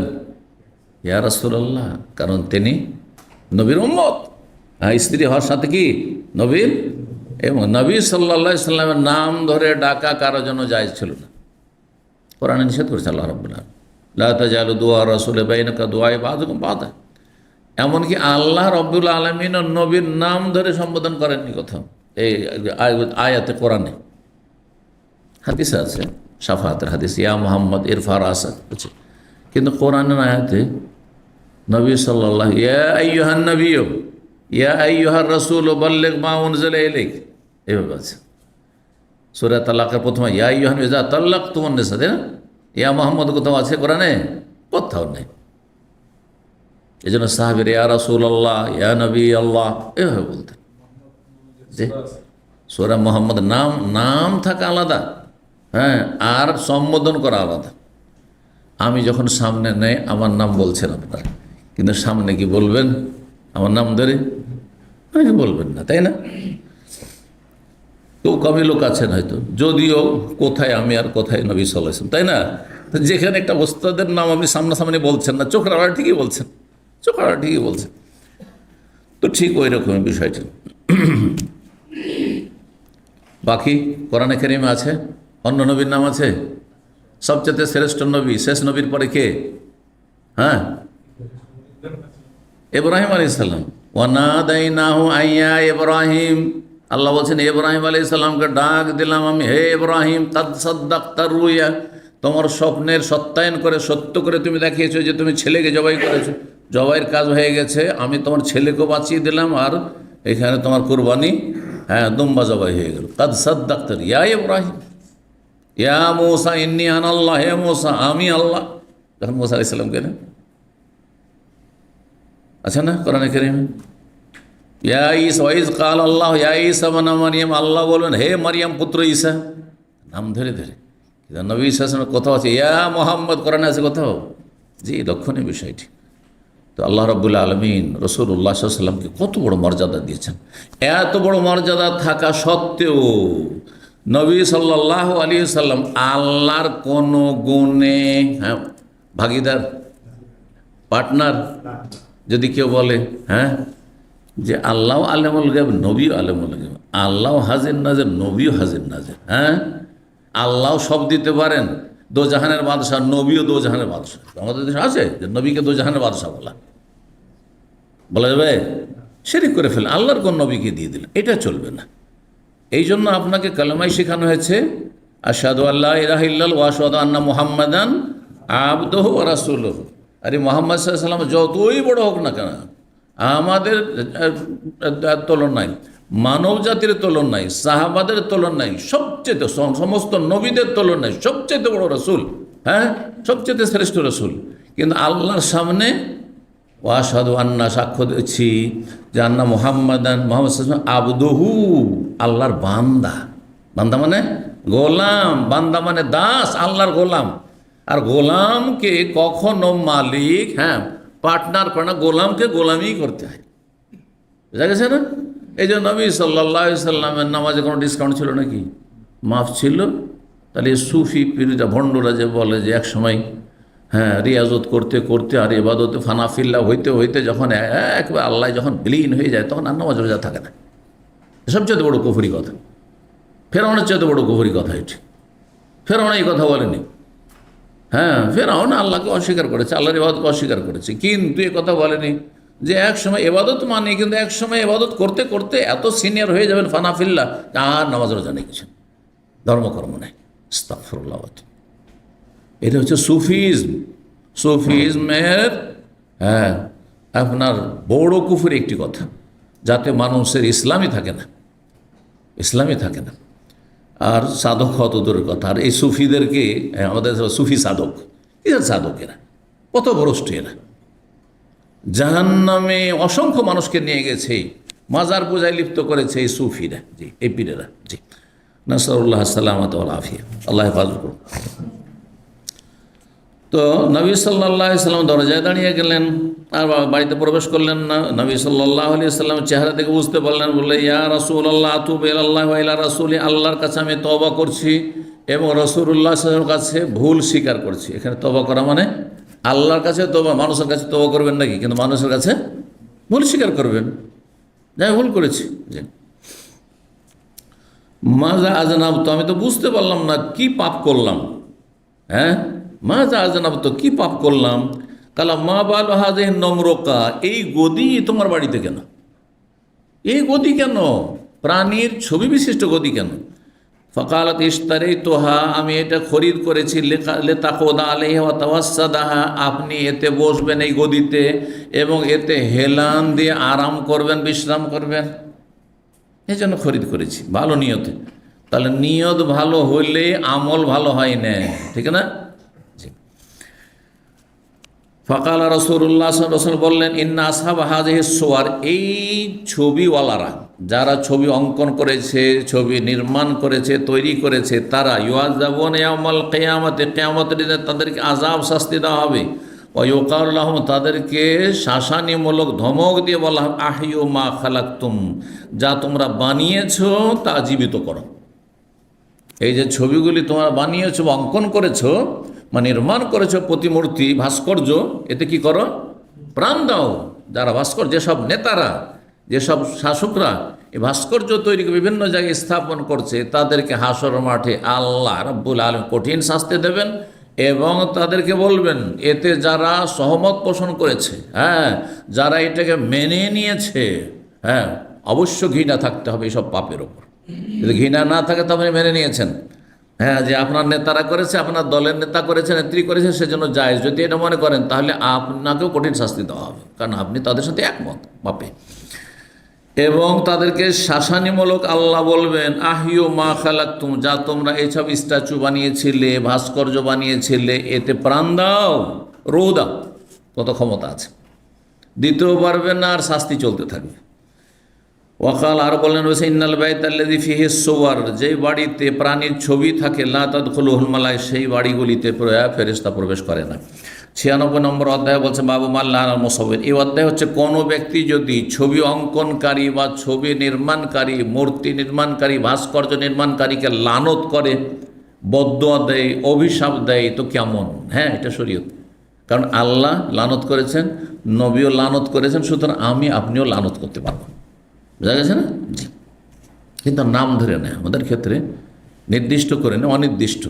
ছবি অঙ্কনকারীদের বা আল্লাহ লানত, চোরদের বা আল্লাহ লানত, কিন্তু নির্দিষ্ট লানত করা নিষেধ রয়েছে হাদিসে। কারণ হতে পারে যে এই লোকটি এখন গোমরাহ, হেদায়েত হয়ে যেতে পারে, আমরা জানি না, আল্লাহ জানেন, তাই না? সেই জন্য এই যে চোর, এই চোর, তুমি চোর, তোমার উপর আল্লাহ লানত, এটা জায়েজ না আমার জন্য। সতর্ক সাবধান। তাহলে ইসলামে কত সতর্কতা অবলম্বন শেখানো হয়েছে। জি। তো এই জন্য কোনো একজন যতই জাহান্নামে যাওয়ার কাজ করে, যতক্ষণ বেঁচে আছে, তুই জাহান্নামী, তুই ফেরাউন, এটা বলা যাবে না, জাহান্নামী বলা যাবে না। কারণ হতে পারে যে হেদায়েত আপনার চাইতে আগে জান্নাতে চলে গেল, এমন কিছু আমল করলো যেটা আপনি হয়তো 50-60 বছর করতে পারেননি, ও 2-4-10 দিনে এমন কিছু আমল করতে পেরেছে, আল্লাহ সন্তুষ্ট হয়েছে তাতে। কিন্তু যখন কাফের কুফুর অবস্থায় মরে গেল, তখন বলতে পারবেন যেই কাফের জাহান্নামী, কারণ কুফুরের ওপর মারা গেছে, আমরা চোখের সামনে কুফুরের ওপর মারা গেছে। মানে এখানে বলতে পারেন না যে আবু তালেব জান্নাতি না জাহান্নামী জানি না, বলতে পারবেন? আবু তালেবকে নবী সাহেব দাওয়াত পেশ করেছে, বলছে না বাবা পারবো না, বাপ দাদা ধর্ম ছাড়বো না, কাফের মারা গেছে জাহান্নামী। তো ছবি অঙ্কনকারীকে লানত করা সম্পর্কে 5962 নম্বর হাদিস বর্ণনা করছেন আওন বিন আবি জুহাইফা, তার পিতা আবু জুহাইফা সাহাবী থেকে, বলছে আন্নাহু ইশতারা গোলামান হাজ্জামান, তিনি একজন গোলাম দাস খরিদ করেছিলেন, যে ছিল হাজ্জাম, মানে নাপিত। হাজ্জাম বলা হয় কাকে? নাপিত। আজকাল হাজামা বলা হচ্ছে সিঙ্গা লাগানোকে, কিন্তু হাজ্জাম নাপিতকে বলা হয়।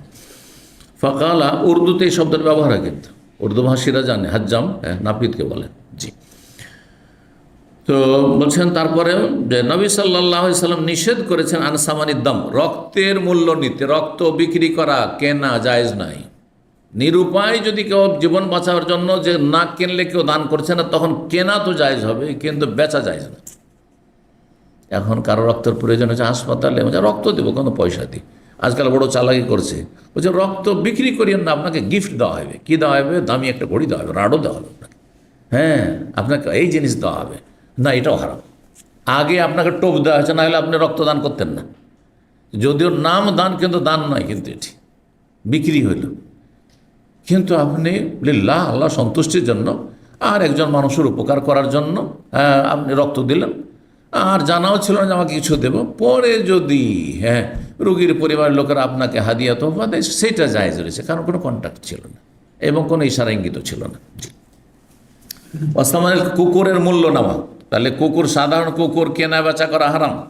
ওয়াকাসবিল বাগি, এইরকমই বেশ্যা, পতিতার আয় উপার্জন হারাম, এই রুজি হারাম।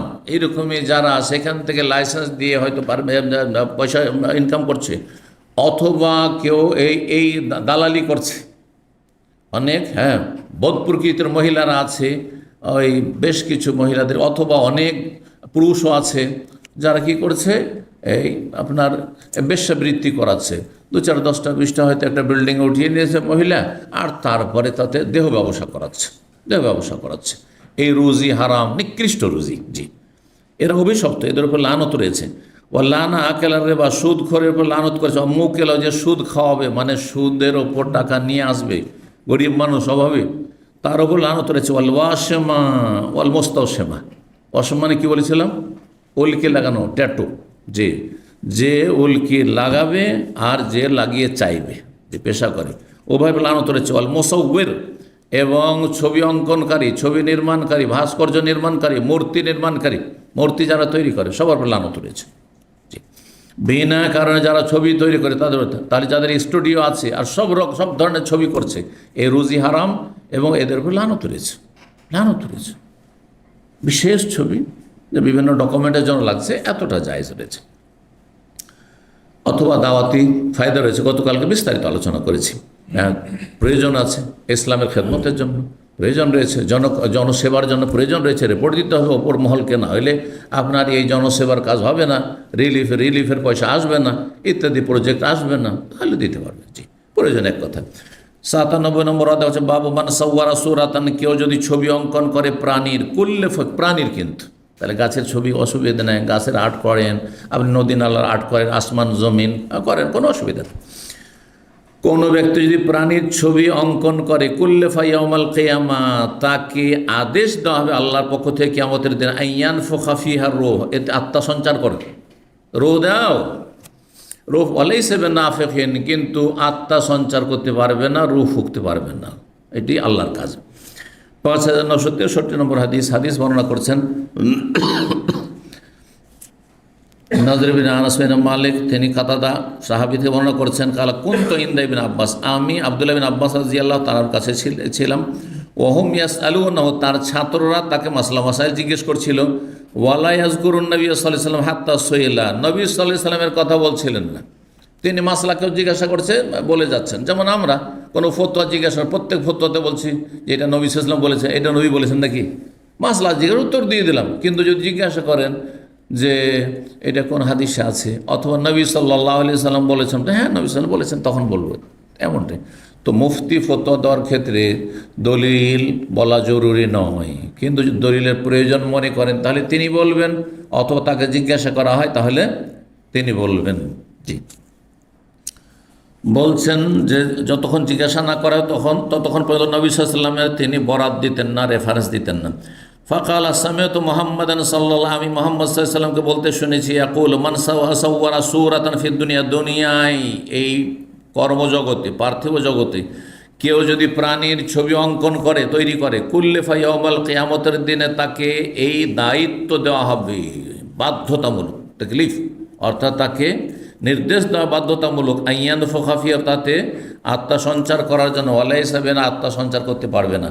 98 নম্বর অধ্যায় বাবুল ইরতিদাফি আলাদা, এতক্ষণ পর্যন্ত ফটো, ছবি, বিভিন্ন এইসব বিষয়গুলি সম্পর্কে বিস্তারিত গতকালকের আজকের আলোচনা দিয়ে সম্পূর্ণ হলো। এখন কিছু আনুষঙ্গিক অধ্যায় আসছে, সেটা হচ্ছে বাহনের পিঠে চাপা। আর বাহনের পিঠে চাপার ক্ষেত্রে আপনার বাহনে কজন চাপতে পারবেন, কোন ধরনের বাহনে চাপতে পারবেন।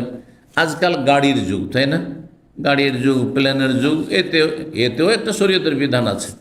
এখন 5 জনের সিট আছে, আর তাতে যদি 8 জন বসেন, হ্যাঁ, তাহলে কেমন? এটাও মশলা আপনাকে জানতে হবে, কারণ আমাদের দেশে করা এরকম, পা উঠিয়ে গুটিয়ে বসে গেল, আর তারপরে 4 জনের জায়গায় 7 জন 8 জন বসে গেল। হ্যাঁ, তো এটা কি জায়েজ?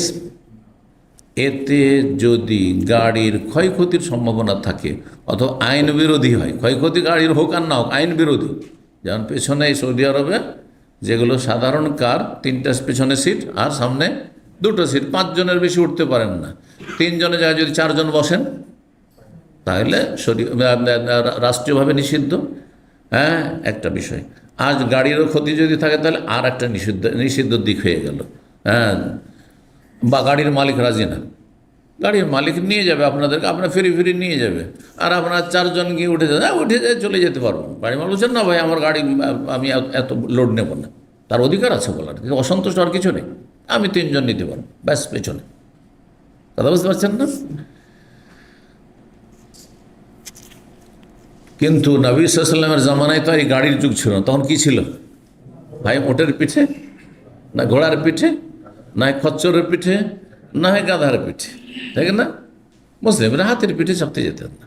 হ্যাঁ, আচ্ছা, কেউ যদি, এখন মাসলা বলি আপনাদের, কেউ যদি গরুর পিঠে যাবে, যে আমাদের দেশে তো উট নামে গরু, হ্যাঁ, গরুর গাড়িতে ব্যবহার করার জন্য, হ্যাঁ, তারপরে আপনার চাষাবাদের জন্য ঠিক আছে, বা গোস্ত খাওয়ার জন্য পুষছেন, ঠিক আছে। কিন্তু গরুকে যদি আপনি কিসের মতো ব্যবহার করেন? হ্যাঁ, বাহন হিসেবে ব্যবহার করেন, যে গরুর পিঠে চেপে আমি এখান থেকে ওখানে যাবো, চলবে?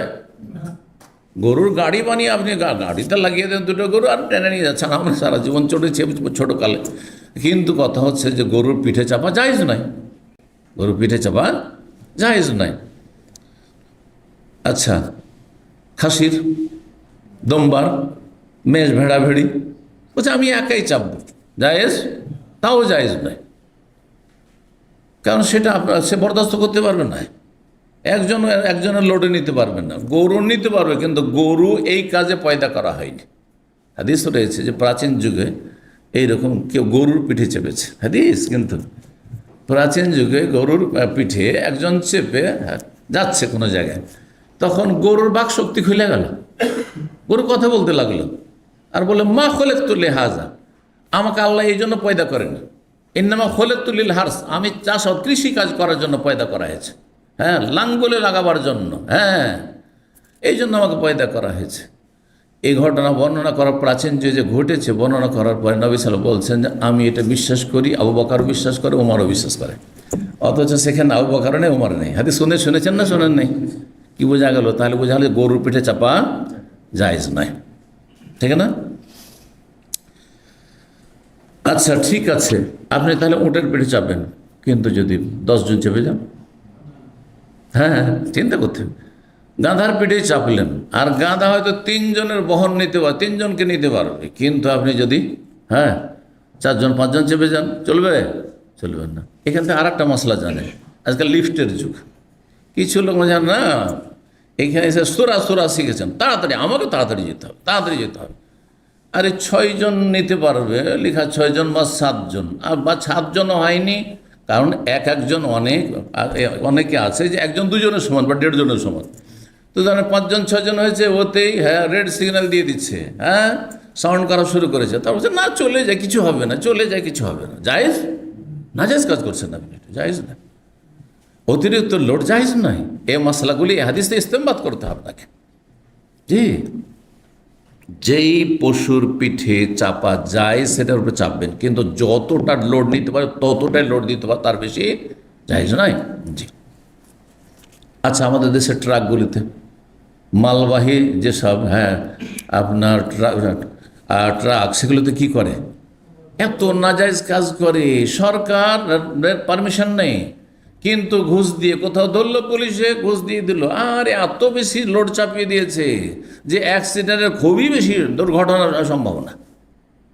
জায়েজ না, এটা শরীয়তে হারাম যেগুলো কাজ। তো এই একটি হাদিস থেকে, এই ধরনের হাদিসগুলি থেকে আপনি বহু মাসাইল ইস্তেমাদ করতে পারবেন। নিত্য নতুন যুগে নতুন নতুন সমস্যা আসবে, কিন্তু সমাধান মজুদ রয়েছে 1400 বছর আগে থেকে। জি, বলছেন 98 নম্বর বাবুল ইরতিদা আলাদ দাব। এই অধ্যায় হচ্ছে কোন বাহন, জীবজন্তু, হ্যাঁ, কোন জন্তু বাহনের পিঠে নিজে বসে আপনার পেছনে কাউকে বসানো, এটা জায়েজ কিনা? জায়েজ আছে, কিন্তু কতটা? যতটা লোড নিতে পারবে। এই হোন্ডার কথা বলি, মোটর সাইকেলে কজন ওঠানো যাবে? 2 জন, না খুব বেশি যদি 3 জন, যদি আপনার গাড়ি ওইরকম হয়, হেভি হয়, কিছু মোটর সাইকেল আছে হেভি আছে, তো সেটা চলতে পারে। কিন্তু 5 জন 7 জন ঝুলছে, 2-3টা বাচ্চা নিয়ে সামনে, আর পিছনে, আর এমন অবস্থা, একটু ঠোকার ওপরে একটু অ্যাক্সিডেন্ট হলে গেল, সব দুর্ঘটনা ঘটছে। জায়েজ না? না জায়েজ কাজ, এটা জায়েজ নয়। জি, 5964 নম্বর হাদিস বর্ণনা করছেন ওসামা বিন যায়েদ রাদিয়াল্লাহু তাআলা আনহুমা, বলছেন আন্না রাসূলুল্লাহ রাকিবা আলা হিমারিন, রাসূলুল্লাহ সাল্লাল্লাহু আলাইহি ওয়াসাল্লাম একবার গাধার পিঠে চেপেছেন। আর আলা একাফিন, গাধার পিঠে একটি গদি ছিল, আলাইহি, ওই গাধার পিঠে কাতিফাতুন, একাফিন কাতিফাতুন ফেদাকিয়াতুন, ফেদাক নামক স্থানে তৈরিকৃত একটি কাপড়ের তৈরি করা সেই গদিটি, গদিটি মোটা গদি ছিল। আর তার উপর যে কভার ছিল সেটি ছিল ফেদাক নামক এলাকায় একটি বিশেষ কাপড় তৈরি হতো, সেই কাপড়ের কভার তার উপর ছিল। ফেদাক আপনার যে খাইবার, মদিনা থেকে 170 কিলোমিটার দূরে ওই দিকে একটি জায়গা রয়েছে ফেদাক, যেখানে নবী সাল্লাল্লাহু আলাইহি ওয়াসাল্লাম জিহাদের জন্য গিয়েছেন। ওয়ারদাফা ওসামা তাওয়ারাহু, ওসামা বিন যায়েদ রাদিয়াল্লাহু তাআলা আনহুমাকে তিনি তার পিছনে বসিয়েছিলেন। তাহলে বুঝা গাধার পিঠে একজন চেপে আর একজনকে পেছনে ওঠানো জায়েজ রয়েছে। 99 নম্বর আদেশ হচ্ছে বাবু সালাসালাদ, এই অধ্যায় হচ্ছে তিনজন যদি কোনো বাহনে চাপে, দুজনের তো হাদিস পেলেন যে ওসামাকে রেখেছেন নবী সাল্লাল্লাহু আলাইহি ওয়াসাল্লাম, কিন্তু তিনজন যদি চাপে, যদি আপনার বাহন লোড নিতে পারে তো জায়েজ, আর যদি সরকারি আইনে কোনো বাধা নিষেধ না থাকে তো জায়েজ। জি। ইবনে আব্বাস রাদিয়াল্লাহু তাআলা বলেন লাম্মা কাদিমান নবী সাল্লাল্লাহু আলাইহি ওয়াসাল্লাম মক্কাতা, যখন নবী সাল্লাল্লাহু আলাইহি ওয়াসাল্লাম মক্কায় আসলেন, মক্কা বিজয়ের বছর, মক্কা বিজয় হলো, ইস্তাকবালাহু ওগাইলামাতু বানি আব্দুল মুত্তালিব গোত্রের বেশ কিছু কচিকাচারা বালকরা নবী সাল্লাল্লাহু আলাইহি ওয়াসাল্লামকে অভ্যর্থনা জানালেন, হ্যাঁ, স্বাগতম জানালেন। তারা সব যুবক ছেলেরা বা নাবালক ছেলেরা দৌড় দিয়ে ছুটে গেছে যে আমাদের বংশের, আমাদের গোত্রের, কারণ আব্দুল মুত্তালিব নবী সাল্লাল্লাহু আলাইহি ওয়াসাল্লামের দাদা, তো সেই বংশের সেই গোত্রের যারা নিকট আত্মীয় ছেলেরা, তারা নবী সাল্লাল্লাহু আলাইহি ওয়াসাল্লামকে সাদর সম্ভাষণে তারা বরণ করছিলেন। ওই সময় ফাহামাল ওয়াহিদান বাইনা ইয়াদাইহি, সেই সময় তাদের একজনকে সামনে বসিয়ে নিলেন, নবী সাল্লাল্লাহু আলাইহি ওয়াসাল্লাম উটের পিঠে ছিলেন, একজনকে সামনে বসিয়ে নিলেন, ওয়া আখারা খালফা, আরেকজনকে পেছনে বসিয়ে নিলেন। উট যেহেতু শক্তিশালী, উটের পিঠে তিনজন বসেছেন, অসুবিধা নেই। তিনজন যাওয়াতে চারজন হয়তো অসুবিধা হবে না, কিন্তু বসার জায়গা থাকতে হবে, এমন ঝুঁকিপূর্ণ বসতে হবে না যে অ্যাক্সিডেন্ট হয়ে যায়, ওটা চলবে না। হয়তো উঠে সে বহনটা নিতে পারবে তিনজনের বেশি, চারজন পাঁচজন, কিন্তু বসার জায়গা নেই, এমনভাবে বসে আছেন যে একটুতে পড়ে যেতে পারেন, অ্যাক্সিডেন্ট হতে পারে। তো এইরকম আপনাকে বাহনের ক্ষেত্রে ওটাই চিন্তা করতে হবে। 100 নম্বর অধ্যায় বাবু হামলে সাহেবের দাব্বা গায়রাহু বাইনা ইয়াদাইহি, এই অধ্যায় হচ্ছে যদি বাহনের মালিক অন্য কাউকে বহন করে, উঠিয়ে নেয় নিজের বাহনে সামনে, মানে এমন কি জরুরি যে যার বাহন সে সামনে বসবে আর বাকিরা পিছনে বসবে না, সামনে বসাতে পারবে। ধরেন আপনি মোটরসাইকেল চালাচ্ছেন আর আপনি কি করলেন, সামনে একজনকে বসিয়ে নিয়েছেন, কোলে বসিয়ে নিয়েছেন, আর বসাতে কোনো রিস্ক নেই, দুর্ঘটনার কোনো আশঙ্কা নেই। তো এটা জায়েজ না কি গাড়িওয়ালাকে বা বাহনওয়ালাকেই সামনে বসতে হবে? একটি হাদিস রয়েছে যে বাহনওয়ালা সামনে বসার অধিকার বেশি রাখে, বাহনওয়ালা সামনে বসার অধিকার বেশি রাখে, কিন্তু যদি সে অনুমতি দেয় তাহলে জায়েজ আছে। এখন এটা কারের উপরে ফিট করেন, ধরেন একজনের গাড়ি আছে আর কয়েকজন তার সাথে ফ্রি বা পয়সা দিয়ে চাপলো, ধরেন ভাড়া দিয়ে চাপলো, তখন অন্যরা যারা চাপলো তাদের কাছেও ড্রাইভিং লাইসেন্স আছে, বলছে ভাই গাড়ি আমি চালাচ্ছি। তখন যে গাড়ির মালিক সে বলে যে ঠিক আছে আপনার গাড়ি চালান, আমি পিছনে বসে গেলাম, পিছনের সিটে বসলাম, এটা জায়েজ কিনা? জায়েজ আছে, কিন্তু যদি না আমি সামনে বসবো, হ্যাঁ আমি গাড়ির মালিক, আমি সামনে বসবো, তুমি গাড়ি চালাও আর আমি সামনে বসবো, আর বাকিরা অন্যরা পেছনে বসু, তো এটা তার অধিকার, কারণ গাড়ির মালিক সামনে বসবে, এটি অধিকার, এই বিষয়টি আসছে। ওয়াকালা বাযুহুম, বলছেন যে কিছু উলামা ইকরাম, কতিপয় উলামা ইকরাম বলেছেন, আর বাযুহুম বলে ইমাম বুখারী রাহিমাহুল্লাহ একজন বড় ইমামের দিকে তিনি ইঙ্গিত করেছেন, যার কথা অন্য জায়গায় স্পষ্ট হয়েছে, মুসান্নাফ ইবনে আবি শাইবাতে বিষয়টি স্পষ্ট রয়েছে। তিনি ছিলেন ইমাম আমের আশ-শাবি, ইমাম শাবি রাহিমাহুল্লাহ, ইমাম শাবি রাহিমাহুল্লাহ, তার অনেক অনুসারী ছিল এক সময়। কিছু কিছু বড় বড় ইমামরা তাদের অনুসারী থেকে গেছে, আবু হানিফা, শাফি, মালিক, আহমদ এদের অনুসারী থেকে গেছে। অনেক ইমাম ছিলেন তাদেরও এরকম অনুসারী ছিল তাদের জীবদ্দশায়, তারপরে ধীরে ধীরে যুগের আবর্তন বিবর্তনে তারা শেষ হয়ে গেছে। তিনি কি বলেছেন? সাহেবুদ দাব্বাতে আহাক্কু বিসাদরিদ দাব্বা, যিনি বাহনের মালিক, উটের মালিক, গাধার মালিক, খচ্চরের মালিক, ঘোড়ার মালিক, তিনি সামনে বসার বেশি অধিকার রাখেন, তিনি সামনে বসবেন। ইল্লা ইয়াজান আল্লাহ, তবে যদি তিনি অনুমতি দেন। ঘোড়া আপনার ঘোড়ার সামনে আপনি বসবেন, আপনার যেহেতু ঘোড়া, আর পিছনে অন্যরা বসবে। কিন্তু যদি বলেন যে না, আমি পিছনে বসছি, তুমি সামনে বসো ঘোড়ার উপরে বা আপনার উটের উপর, তো অসুবিধা নেই, জায়েজ আছে। ইমাম বুখারী রাহিমাহুল্লাহ শুধু একজন ইমামের উক্তি নকল করছেন, অথচ এই মর্মে একটি হাদিস রয়েছে। এই মর্মে একটি হাদিস মুসনাদ আহমদে আছে, আবু দাউদে আছে, হাদিসটি তিরমিজিতে আছে। আল্লাহ আলমিন হাদিসটিকে সহিহ বলেছেন। হাদিসটি শোনায় আপনাদেরকে। আব্দুল্লাহ বিন বুরাইদা রাদিয়াল্লাহু তাআলা আনহু বর্ণনা করছেন তার পিতা থেকে, যে আমি আব্বা থেকে শুনেছি, বাইনামা রাসূল ইয়ামশি, একবার রাসূলুল্লাহ হাঁটছিলেন, জাআহু রাজুলুন মাহু হিমার, একজন লোক তার গাধা নিয়ে আসলো, এসে বলল ইরকাব ইয়া রাসূলুল্লাহ, হে আল্লাহ রাসূল, আপনি চড়ে নেন, আমার গাধার পিঠে আপনি চেপে যান। ওয়া তাআখারা রাজুল, সেই লোক তখন পিছনে সরে গেল। সে লোক কী করলো? যেহেতু নবী সাল্লাল্লাহু আলাইহি ওয়াসাল্লামকে চড়াচ্ছেন, তো সামনে বসাবো, নবীকে কেমন করে পিছনে বসাবো, তো সামনে বসিয়ে দিয়ে তিনি পিছনে হয়ে গেলেন। বললেন ফাকাল রাসূলুল্লাহ, রাসূল বলছেন লা আনতা আহাক্কু বিসাদরি দাব্বাতিকা মিন্নি, না আমি সামনে বসবো না, তুমি তোমার বাহনের সামনে বসার বেশি হক রাখো, বেশি অধিকার রাখো। ইল্লা আনতা জালাহু লি, তবে সেটা যদি আমাকে দিয়ে দাও সেটা আলাদা কথা, না আপনি বসেন, অনুমতি দাও বা তুমি আমাকে অগ্রাধিকার দাও, সেটা ভিন্ন বিষয়। কালা, তখন ওই সাহাবী বললেন ফাইন্নি কাদ জাআলতুহু লাকা, আপনাকে এই অধিকার দিয়ে দিলাম, আপনি সামনে বসেন, আমি পেছনে বসছি। ফারাকেবা, তারপরে নবী সাল্লাল্লাহু আলাইহি ওয়াসাল্লাম সামনে বসলেন, হ্যাঁ, আর ওই যে বাহনের মালিক মানে গাধার মালিক সে পেছনে বসলো। হাদিস আবু দাউদে রয়েছে 2208 নম্বর, তিরমিজি 2697 নম্বর হাদিস। আল্লামা আলবানী রাহিমাহুল্লাহ হাদিসটিকে সহিহুল জামের 1478 নম্বর হাদিস, হাদিসটিকে সহিহ বলেছে। এই হাদিস সহিহ, কিন্তু ইমাম বুখারী রাহিমাহুল্লাহ এই হাদিসের দিকে ইশারা ইঙ্গিত কেন করলেন? প্রথম কথা, হাদিস নিয়েও আসেননি, তারপরে ইঙ্গিতও করলেন না, বরং তিনি ইমাম শাফিঈ এর উক্তি বর্ণনা করলেন যে তার মত হচ্ছে যে যিনি বাহনের মালিক তিনি সামনে বসার বেশি অধিকার রাখেন। তা হাদিস থাকতে কি অন্য কোন ইমামের উক্তি পেশ করা যাবে? ইমাম বুখারী কেন এটা করলেন? এর উত্তরে বলছেন যে এই হাদিস হতে পারে যে ইমাম বুখারী রাহিমাহুল্লাহর কাছে সহিহ সূত্রে পৌঁছেন, যার ফলে তিনি এই হাদিস আস্থা করতে পারেননি।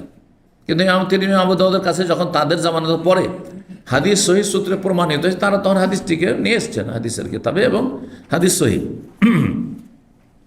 তারপর মানুষের এলেম শিখার শেষ নেই, যতই বড় ইমাম আর আলেম হোক না কেন, কোনো এলেম তার জন্য অস্পষ্ট থেকে যেতে পারে।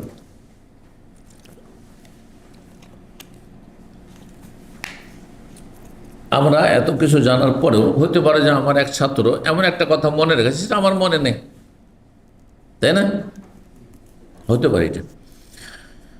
তো 5966 নম্বর হাদিস বর্ণনা করছেন আইয়ুব, তিনি বলছেন জোকেরা শাররুস সালাস ইনদা ইকরামা, ইমাম ইকরামা বা তাবি ইকরামার কাছে তিনজনের মধ্যে কে বেশি খারাপ, তিনজনের মধ্যে কে বেশি খারাপ এর কথা উল্লেখ করা হইল।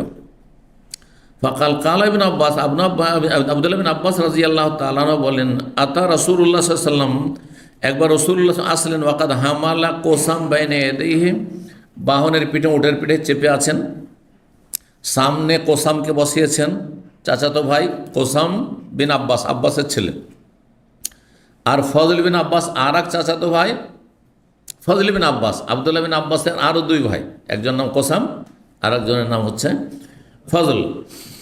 এই ফজল বিন আব্বাসকে পেছনে বসালেন, অথবা বর্ণনাকারী সন্দেহ এর বিপরীত, কোসামকে পিছনে বসালেন আর ফজল বিন আব্বাসকে সামনে বসালেন। তার মানে যিনি বাহনের মালিক তিনি কোথায় বসলেন? মাঝখানে বসলেন, বুঝলেন না? তো ইকরামার সামনে কেউ উল্লেখ করেছিল যে না, কেউ যদি বাহনের মালিকের সামনে বসে তাহলে সে মন্দ মানুষ, খারাপ লোক। তো তখন তার খণ্ডন করার জন্য এই ঘটনা বা এই হাদিসটি উল্লেখ করলেন যে নবী সাল্লাল্লাহু আলাইহি ওয়াসাল্লাম মাঝখানে বসে আছেন, আর সামনে সাহাবী কোসাম, সেও মুসলিম সাহাবী, আর পেছনে ফজল বিন আব্বাস সাহাবী, নবী সাল্লাল্লাহু দুই চাচাতো ভাই। আর এদের কাকে খারাপ বলবে? হ্যাঁ, কাকে খারাপ বলবে? কেউ খারাপ? তিনজনের কেউ তো খারাপ না। তাহলে এই কথা যে মন্তব্য কেউ করেছে যে যেই ব্যক্তি বাহনের মালিকের সামনে বসবে সে খারাপ মানুষ, কিন্তু বিনা অনুমতিতে বসা ঠিক না, যেমনটা বললাম এই হাদিস, বিনা অনুমতিতে বসা ঠিক নয়। কারণ গাড়ির মালিক যদি আপনাকে সিট ছেড়ে দেয় গাড়ি চালানোর জন্য, অনেক সময় না এরকম যে ভাই আপনি গাড়িটা চালান, তাহলে গাড়ির মালিক হ্যাঁ তার পাশে ডান পাশে বসুন। কিন্তু তুমি যদি বলেন না না না না না না আমি আছি, সামনে আমাকে ছাড়া পিছনে হয়তো বসতে দেবে না, সেজন্য না আপনি সামনে বসেন, আমি যদিও ড্রাইভার আমি পিছনে বসবো, তো অসুবিধা নেই, তাহলে কোনো অসুবিধা নেই, জায়েজ আছে। 101 নম্বর অধ্যায় বাবু ইরদাফির রাজুল খালফার রাজুল। এই অধ্যায় হচ্ছে কোনো পুরুষ ব্যক্তি অন্য কোনো পুরুষ ব্যক্তিকে পেছনে বসাতে পারে। 5967 নম্বর হাদিস। শুধু বাচ্চাদেরকে বসাবে, নাবালককে নাই, কারণ আগের হাদিসগুলোতে এরা বাচ্চা ছিল, ওসাম ইবনে আব্বাস বা ফজল বিন আব্বাস, এরা হয়তো নাবালক ছিল বা যুবক ছিল, কিন্তু বড় মানুষকেও পিছনে বসাতে পারে। মালিক রাদিয়াল্লাহু বর্ণনা করেছেন মুআয বিন জাবাল থেকে, বলছেন বাইনা আনা রাদিফুন নবী, আমি নবী সাল্লাল্লাহু আলাইহি ওয়াসাল্লামের পিছনে বসেছিলাম। কে? মুআয বিন জাবাল, প্রখ্যাত সাহাবী। নবী সাল্লাল্লাহু আলাইহি ওয়াসাল্লাম সামনে বসে আর পিছনে উটের পিঠে বসে। লাইসা বাইনি ওয়া বাইনাহু ইল্লা আখিরাতুর রাহলে, আমার মাঝে আর তার মাঝে উটের আসনের পিছনে যে একটি ছোট্ট কাঠ থাকে দাঁড় করানো একটু সাপোর্টের জন্য, সেটা ছাড়া আর কিছু ছিল না।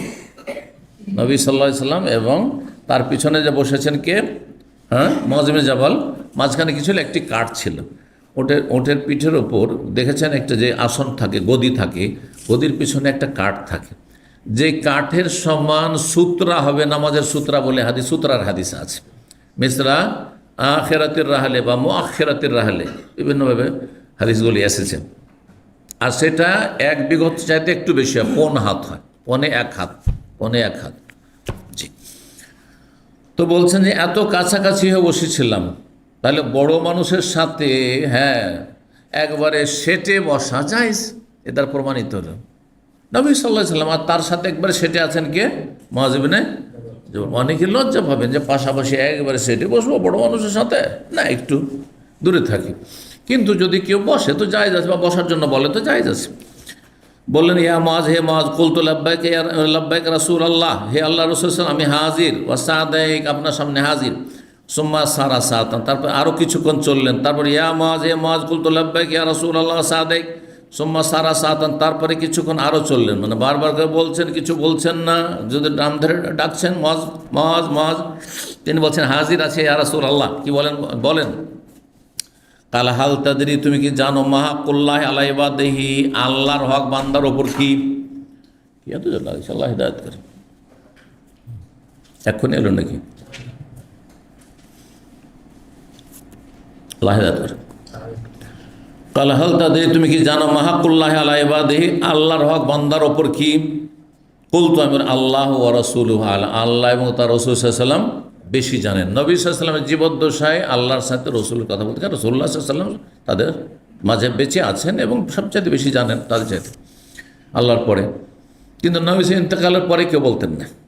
এই জন্য এখন যদি আপনাকে কোনো কথা জিজ্ঞাসা করা হয়, এটা বলেন তো এই বিষয়টা, তো কী বলবেন? আল্লাহু আ'লাম, আল্লাহ বেশি জানেন। আল্লাহ বলবেন না যে আল্লাহ এবং রসুল বেশি জানেন, কারণ সাহাবীরা নবী ইন্তেকালের পরে বলেননি। আইম্মায়ে কেরামগণ নবী ইন্তেকালের পরে কেউ বলেননি যে আল্লাহ রসুল বেশি জানে, না, আল্লাহ বেশি জানে। তো বলছেন যে নবী সাল্লাল্লাহু আলাইহি ওয়াসাল্লাম তখন বললেন হাক্কুল্লাহ আলা ইবাদি, আল্লাহর হক হচ্ছে বান্দার আইয়াবুদুহু ওয়া লা ইউশরিকু বিহি, আল্লাহর হক কি? যে বান্দা একমাত্র আল্লাহর ইবাদত করবে, তার সাথে কোনো কিছুকে শরীক করবে না। এতে দুটো দিক আছে, পজিটিভ আর নেগেটিভ। ইতিবাচক, আল্লাহর ইবাদত করতে হবে, 5 ওয়াক্ত সালাত পড়তে হবে, রোজা রাখতে হবে, যাকাত দিতে হবে, হজ করতে হবে, উমরা করতে হবে, হিজাব পর্দা করতে হবে, যেগুলো করার ওয়াজিব ফরজ করতে হবে, আর সুন্নত নফল যত পারবেন তত ভালো। এটা হচ্ছে ইতিবাচক, পজিটিভ, এটাও ইয়াবুদুহু। আর নেগেটিভ থেকে বাঁচতে হবে, শিরিক করা যাবে না, হ্যাঁ, কুফরি করা যাবে না, নাস্তিক হওয়া যাবে না, সেকুলার হওয়া যাবে না, ইত্যাদি ইত্যাদি। ইসলাম বিরোধী কর্মকাণ্ডে জড়িত থাকা যাবে না, খুন করা যাবে না, জেনার কাছে যাওয়া যাবে না, হারাম খাওয়া যাবে না, না না না, তাহলে পূর্ণাঙ্গ মুসলিম হইতে পারবে। উদখুলু ফিস সিলমে কাফা। কিন্তু এর বিপরীত অধিকাংশ মানুষ, আমাদের আহলে হাদিস সমাজে মাজার পূজা নেই, হ্যাঁ, শিরক নাই, বেদাত নাই, মিলাদ নাই, কিয়াম নেই, আর হালুয়া পুরি রুটি আর ভোজ ভাত এসব নেই। আছে 40 আছে, হ্যাঁ, কোরআন খানি বক্সানো এসব নেই। কিন্তু বেনামাজি আছে, চোর আছে, ডাকাত আছে, হারামখোর আছে, সুদখোর আছে, ঘুষখোর আছে, আছে না নাই? তাহলে এই শুধু সহি আকীদা যথেষ্ট নয়। আপনার সহি আকীদার সাথে বিশুদ্ধ ইবাদত হইতে হবে, হারাম থেকে বাঁচতে হবে, ইতিবাচক এবং নেতিবাচক। আমরা যারা শিরিক করে, মাজার পূজা করছে, মিলাদ করছে, কিয়াম করছে, বেদাত করছে, হ্যাঁ, শবে বরাত করছে, কিন্তু তার সাথে তাহাজ্জুদ, ফরজ তো ছাড়ে না, নফল চাস্তের নামাজ পড়ছে, আরে নামাজের শেষ নেই, নফল রোজা সোমবার বৃহস্পতিবার রোজা রাখছে, আর হেজাব একটা আঙ্গুল পর্যন্ত কেউ জীবনে দেখেনি, হ্যাঁ, চোখ পর্যন্ত দেখতে পায়নি, খুব পর্দা করছে, কিন্তু শিরকি আকীদা, মাজার পূজার আকীদা। তাহলে এর কি আছে? হ্যাঁ, পজিটিভ আছে, নেগেটিভ নেই।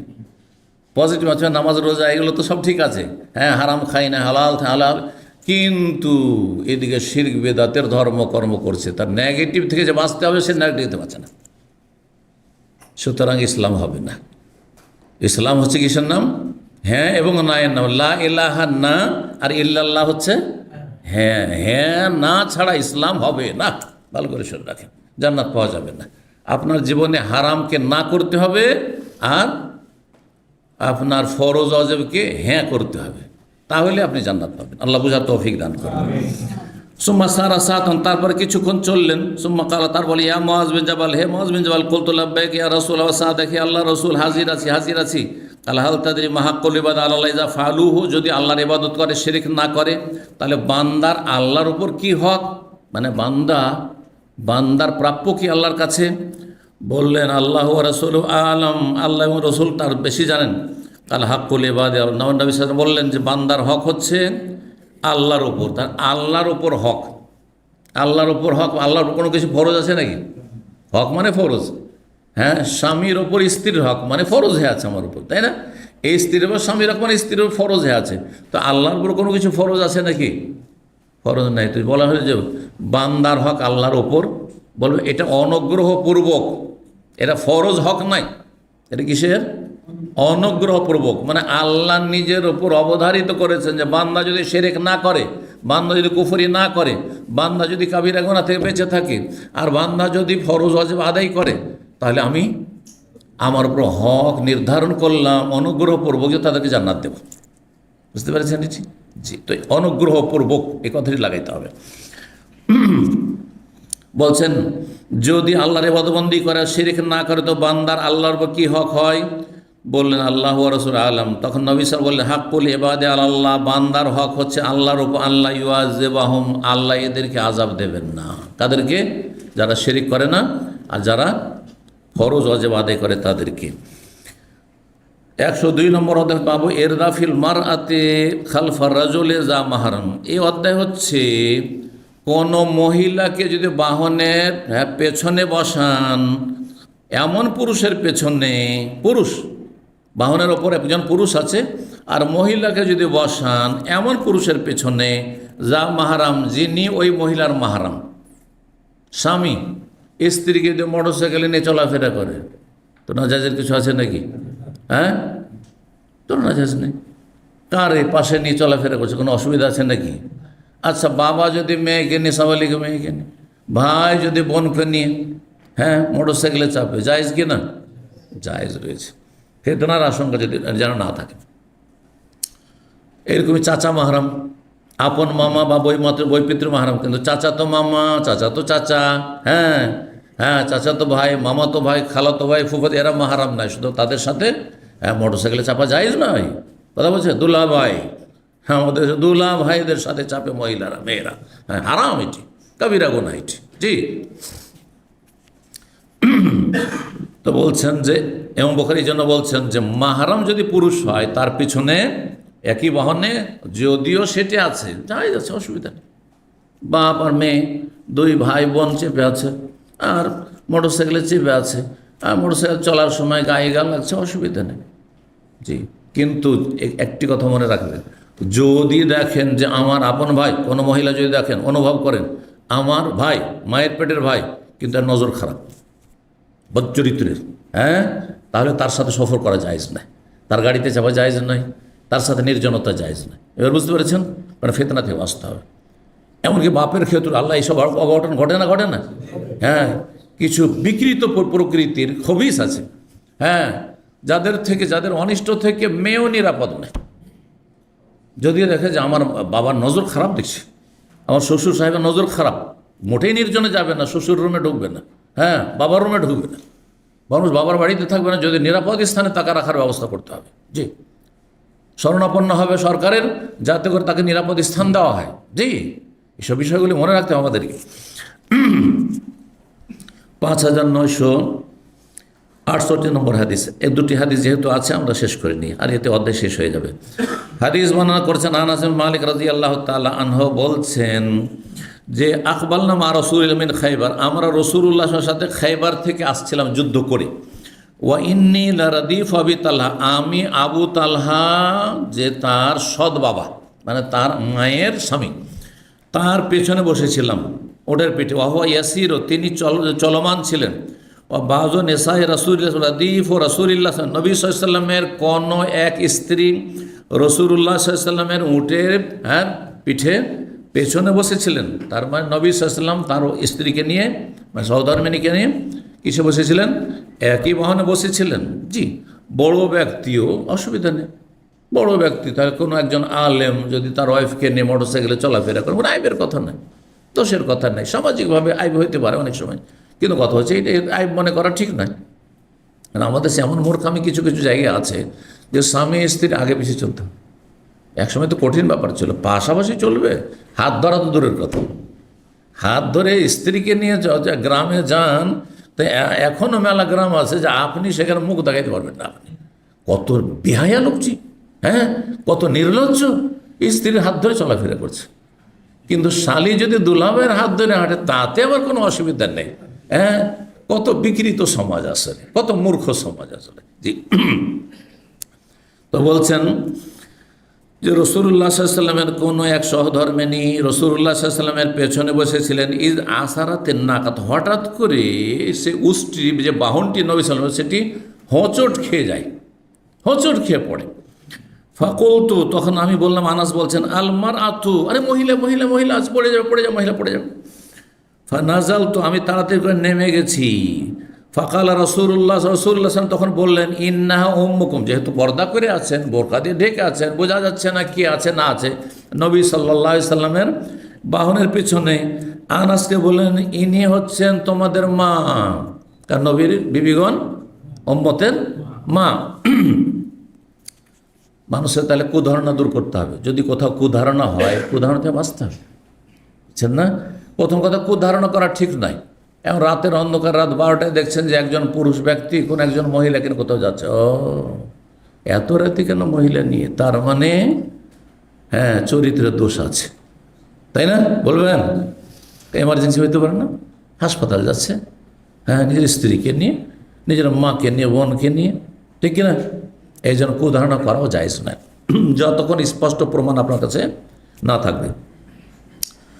তো বলছেন যে এনি তোমাদের মা। ফাসাদাতুর রাহলা, তারপরে হাওদাটিকে শক্ত করে বেঁধে দিলাম।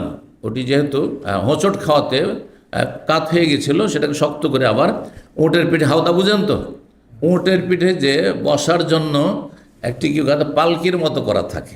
পালকি বুঝাইলে বেশি বুঝবে না, কারণ আমাদের মানে পালকি বুঝে, তাই না? পীররাকে পালকিতে করে কাঁধে নিয়ে, তো পীরের মুরিদরা কত যে পালকি গ্রাম অঞ্চলে পালকিতে করে কাঁধে বয়েছে, এই মুরিদ মূর্খরা আল্লাহ জানে।